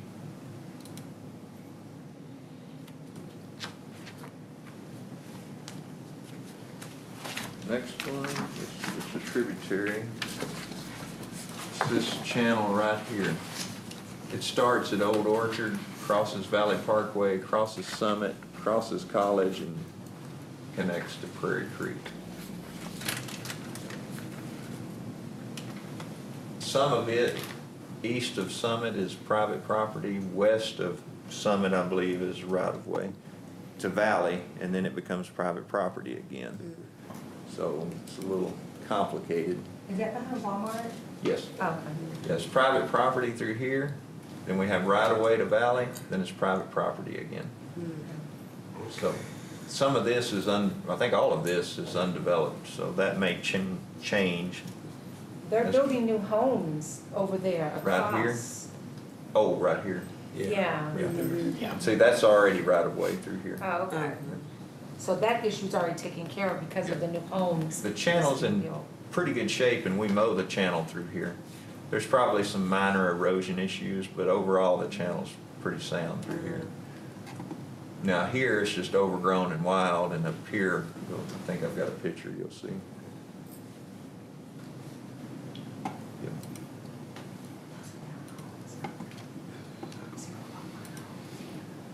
This is at Summit looking north towards Prairie Creek.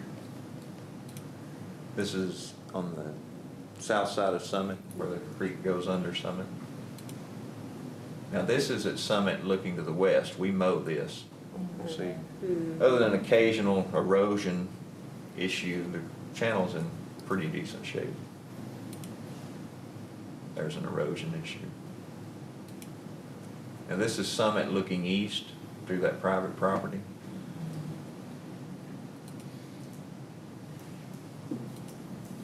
This is at Valley Parkway on the east side, looking to the east. This is Valley Parkway on the west side, looking to the west. It's overgrown from here to Old Orchard.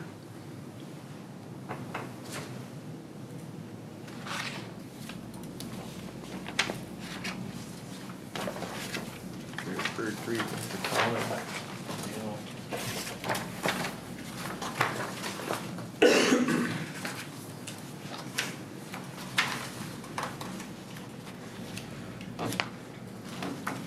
This is actually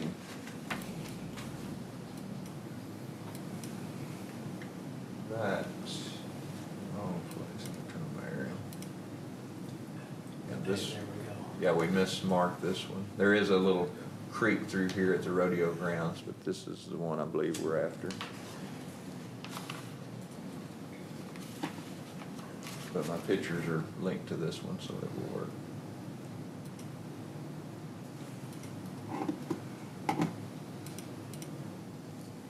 This is where the creek comes out from under Mill Street. Just a little creek bed that runs through the trees there. And it is overgrown once you get past Mill Street there. You've got some minor erosion issues. This is down at Mill Street looking back to the west. Then this is Mill Street looking to the east. I was not really able to get into any of the areas here.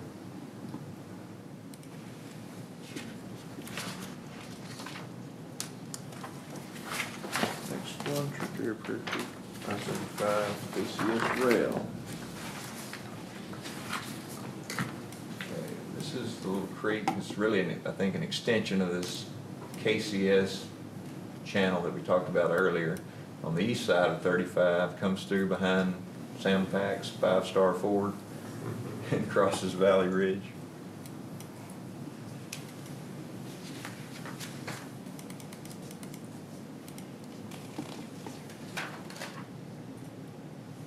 And this would all be private property. This is from Valley Ridge looking north. And this is where it goes under Valley Ridge. There's a water line that crosses it. Starting to get some real issues with this concrete here. I think it would all need to be looked at. And this is where it comes out into Prairie Creek, just near that little lake we talked about with the ducks on it. This is where it crosses under Valley Ridge.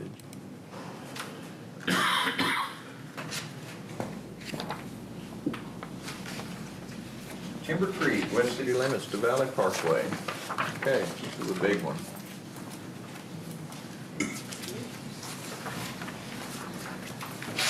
Is the cost greater mainly because the distance of the, or the length of the? That could be an effect. Yeah, I mean, you know, again, we kind of use the cost, we estimated it based on our costs on Regency Drive, you know, and of course added inflation, Right. so.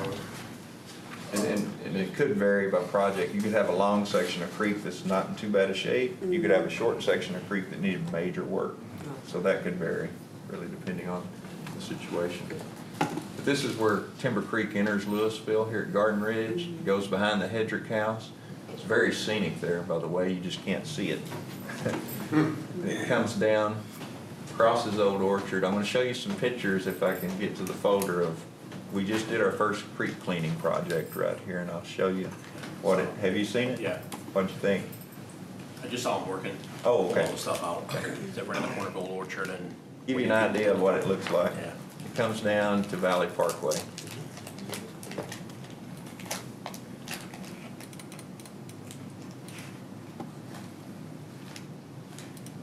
This is actually at the west end at Garden Ridge. You see a big tree there in the middle of the channel. Now, the rest of the pictures are kind of like this because that's about all I could see. And I was crawling out there, hanging the camera over the edge and trying to do what I could. A lot of nice rock formations behind the Hedrick House there. You see that tree growing on a rock ledge? I was a little worried too, getting too close to that edge. I thought I'm going to fall off in there and I'll wash out in Trinity one day. Come wash them out. There's a drainage outfall. You see how it's undermined. There's a huge tree behind the Hedrick House right in the middle of the flow line. And that's about 30 feet down to that point too. So that's going to be a tough job to fish that thing out of there. And that's one of the things I thought about taking these pictures is all these tree issues and how do you get them out? You know, that's going to take time and effort. A lot of rock formation. You want to hire some beavers? Well, no, they'll just knock more down. They'll pile it on. But I think this could be very scenic. It's just, there's a tire buried in the sediment.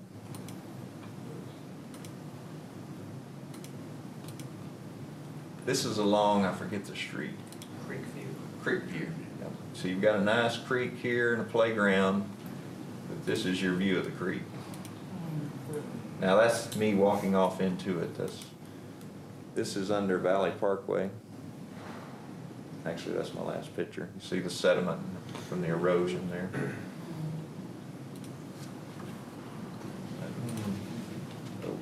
That. So David, about 3-4 years ago, right from the last picture, if you go west through that creek, that new trail was created, and there were two big, I don't know what you call them, concrete openings, culverts. Okay. You know what I'm talking about? You go from Valley Parkway. Down the trail. Down the trail, north of Corporate, Okay. literally in the back of my house, there's that big green belt. And then there's two big giant, which splits to go to the park, Okay. or it can go further down towards the original Timber Creek subdivision. Those two big giant culverts there, there's a lot of erosion going on there. Is there? Yeah. Okay. I'll show you quickly the pictures of our first creek cleaning project. This is on, this is Old Orchard here, the bridge. This is on the east side, the north bank of Timber Creek. This is a before picture. You see the large oak tree. This is an after picture. Wow, looks Kept good. the tree, Yep. just trimmed it out. The crew was here actually removing some graffiti when I took this picture. This is rotated just a little bit to the south. You see the mesquite tree there. That's the mesquite tree today. Here's where we rotated a little further to the east. Notice this, I call this the burning bush. I don't know what that thing was. It wasn't ugly. Is there a sprinkle in it? Well, there's the burning bush now. Yeah. You can see the, It's amazing. this is just, here's the walking trail and it goes down past. Here's looking back from the walking trail. And that makes it a lot safer too when you clean it up around there. Here's a picture before. I crawled off in there and stuck my camera out and took a picture. I was looking at the ground the whole time. That's that same view today. That's that tree right there. I'll back up one. You see that mark on that tree? Oh, yeah. That's that tree today. Wow. You got some nice rocks here and the trail's right up here. But I walked from Old Orchard, well, about 300 some odd feet to the east, right along the creek today. It was just as comfortable as any stroll I'd ever taken. Wow. Had no concerns whatsoever. So I was really, Two additional employees. We have and a few temporary workers. Yeah. But I really think this will, tremendous impact. could be a successful program as it expands down the creek. Yeah. And to add to that, that trail gets a lot of use, especially on the weekends. I mean, it's just not heavy volume, but just throughout the entire day, it's steady traffic. Constant. Bicycles, families walking. I'm back there every few weeks. I haven't been back there yet since they've cleaned this up, so I'm gonna go there this weekend. I can't Yeah, wait. check it out. Yeah. The pictures don't quite do it justice. When I was walking through there, I was thinking, I knew that it would be a success, but I thought, wow, this is really cool. Yeah. You know, it exceeded my expectation, so. And it took It's beautiful. probably I like it. 2.5, maybe 3 weeks of work on that location, one location. Did the workers run into snakes or anything? Saw one cottonmouth. Oh, That would have been the day I I left. know, right? I'm done. No beavers, though. No, I can deal with the beavers. Show me on the map where that Snakes. is. Sure. Get my bearings here, close this. I had a It's snake right in here. my closet Marchant Place. A real I'll zoom in and turn from on the the area. pool. Came up from the pool. There's that tree, that oak tree. Okay, okay. And the trail comes out here and turns. We went in to about probably this first fence line because we wanted to make it to where you'd see it coming up the trail and hopefully you would investigate and walk down the creek. And I have seen people, everyone who walks by looks. And I saw a young lady one day, I was over here about to take some pictures and she came down the slope and she walked off, paused and And she spent 20 minutes coming up, and I thought, well, she's gonna have an opinion, and I've gotta ask. I wasn't sure what I was gonna get. And I said, well, what do you think of this? And she goes, it looks cool. And then she walked on off, so I was like, dodge that one. Right now, they're working, if I can find it here. This is probably close to where you're talking about, because I think it will really be a scenic spot right here. Can you zoom out? It's gonna be a smaller, I'm gonna go to the Maybe map we zoom out a little bit more? so you can see the street names. Yeah. Cliff Rose, Mystic Hollow. On the second Yeah. house, up a little bit. On Mystic Hollow? Yeah, Mr. Second Hall, the house. next one right there. Okay. We found your house. Yeah. Well, No one's stopping. Is that heading the reason south? Yeah, south. we picked this, you see how this was already clear? We're doing this area from here to here, because this, we think it'll be a quick success. There's a lot of real nice rock formation. Have you seen that? The water cascades Yeah. down some rock there. I think it'll be a beautiful spot, and I think we can do it in a week. So we're gonna try to clean that. There's Then a we'll lot of probably, cedar trees in there. then we're gonna go back and connect over to this playground and clean a line probably across like that and clean this bank. So you'll have the playground, nice clean creek, underpass, nice clean creek, and walking trail. Nice. And does this tie into the trails? Like, when The you trail. do the, Yeah, that is It's all true. part of it. yeah, We're targeting the trail areas because you probably have more pedestrians there to Right. begin with, and, you know, hoping it'll create interest and just help this program grow. but I'm saying the cost comes out of drainage and not the trails. Right. Okay. Oh, yes. Okay. Yeah, the program we're using to clean these was funded by the manager in this year's budget. Okay. Yeah, there is a nice trail back there. It's a, they did that one about maybe 5 years ago. It's beautiful, all the way through the whole area.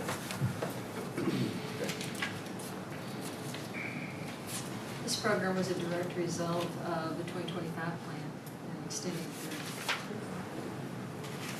Have one more project, McWhorter Creek. That is on the far east end of town. Section we'd be talking about, McWhorter Creek comes in through the core property and crosses Fish Hatchery Road, but we'd be talking about from East Hill Park Road back to 121.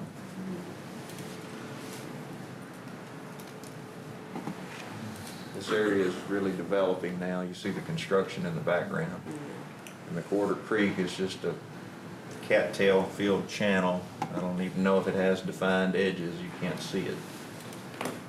Eric, in this one also somewhat private, this area? It's, a lot of it's half private and half public. Of course, you see the residential on the north bank, so we require that to be, half of that to be right-of-way. But unfortunately, the commercial came first, so we didn't do it, so there's a lot of Mutt and Jeff along this drainage way. Some right-of-way, some private property, and some private drainage easement.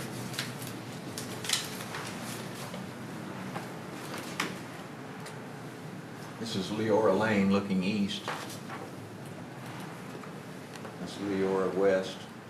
And obviously, we're gonna have some problems there before it's over. This is East Hill Park Road looking back to the east. Where is that? Is that close by where? That Right there. is, Oh, on the far east side. Like you're here's going the Sam towards Rayburn Castle Tollways. Hills? Yes, here's the Okay. road into Castle Hills. Okay. It's on the other side of the highway. I think Texas Roadhouse is right there, if you know where that is. Yeah, because that's like in the colony that Yes. way. Okay. This is the city limit right here at Standridge. Okay. The creek comes out from under the tollway here. But where we really probably start picking it up is right about here. Through to East Hill Park Road.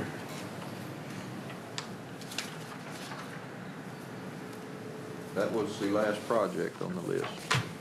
One thing I Doing some want field to correct, I trips. said that the inflation was for 10 years, the inflation factor is 5 years. Every project. And the total of all these projects, 72. 72.6.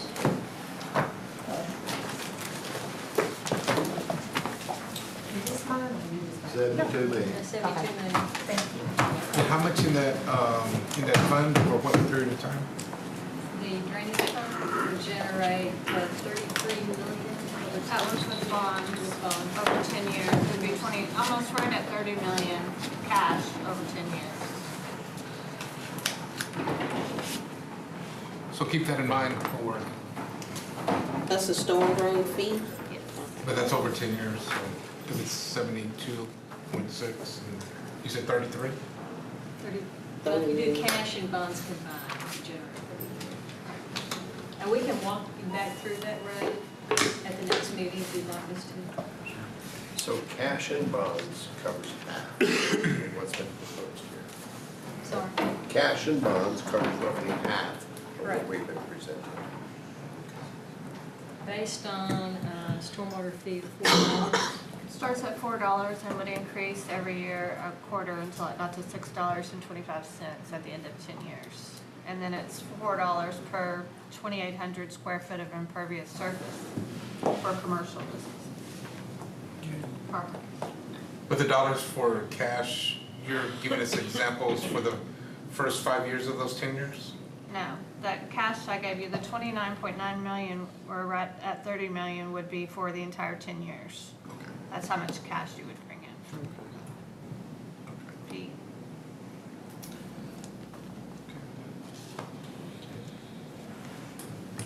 Well, very interesting. Thanks, guys. You all did a great job. Does anybody have any questions? If we could run through that financing piece next time, Okay, just to we'll sort do of that. bring me up to Yeah. speed, just to make sure. We'll walk through the stormwater. It is a little complicated. Okay, so. thank you. Now, next meeting, I know I will be out and Bob will be out as well. So we'll need somebody to chair. And since I'm the chair and he's the vice chair, we don't have a Vice. vice. So, We're talking next Thursday. mhm. All three of my kids have Question maybe, do we have? a holiday performance. And I may have a problem next Thursday too. You may have to. Well, I'll be here.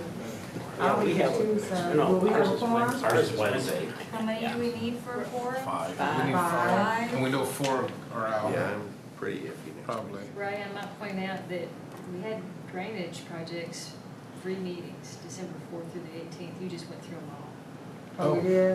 So you're significantly ahead of schedule. Wow. So if you wanted not to hold a meeting, since we seem to have quite a few people missing, Let me look come at back on the 18th, right? Would that be the 18th? On the 18th, and do a financial overview of stormwater fee. And then we'll be. As we get into the 18th, I bet others will face us. That's my company's Christmas party, and I bet we're getting to that season. Yeah. That's what's happening to me next week. All right. I'm sorry.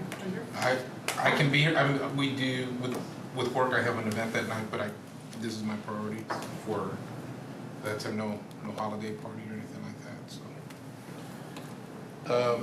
Let's, It is, I mean, if we have quorum, I mean, we're just listening. I mean, I don't mind being, acting. well, let's do this, I think, 'Cause I'll be here. if staff can send out an email to the committee, we know, the 3 of us for sure won't be here. Possibly respond, let's ask to get a response by, because we have to post it 72 hours ahead of time, right? Correct. So, I know it's a short window, but I think people can respond by tomorrow. And let's say at 4 o'clock. Is this next Thursday or the 18th? Oh, For next Thursday. For next Thursday. for next Thursday. Yeah. I'll I'm be gonna be gone, missing I'll be Gina gone next for next Thursday. Thursday. Oh, so we've got, Oh. I'll be gone, It's cause five of us. I have to go to a graduation Oh, Next so we won't Thursday. have quorum. next Okay, so Thursday, we'll- but I'll be here at 18th. And Next first one, I think, Dave and I, or Derek and I would both like to be here for the finance portion. Sure. If I you're would gonna read too. those, Okay, so I think so- we both Okay. missed that. Let's say we won't have a meeting on the 11th, and I know I did. on the 18th, I'll if be you will send out an email for the 18th, saying we won't have one on the 11th, for the 18th, if they can respond by Monday, give them a little bit extra time since we have some time. And so we'll know if we're gonna have quorum on the 18th. Okay. Sound fair? yep. Awesome. And if another day of that week would work better, I know Christmas parties may tend to be on Thursdays and Fridays.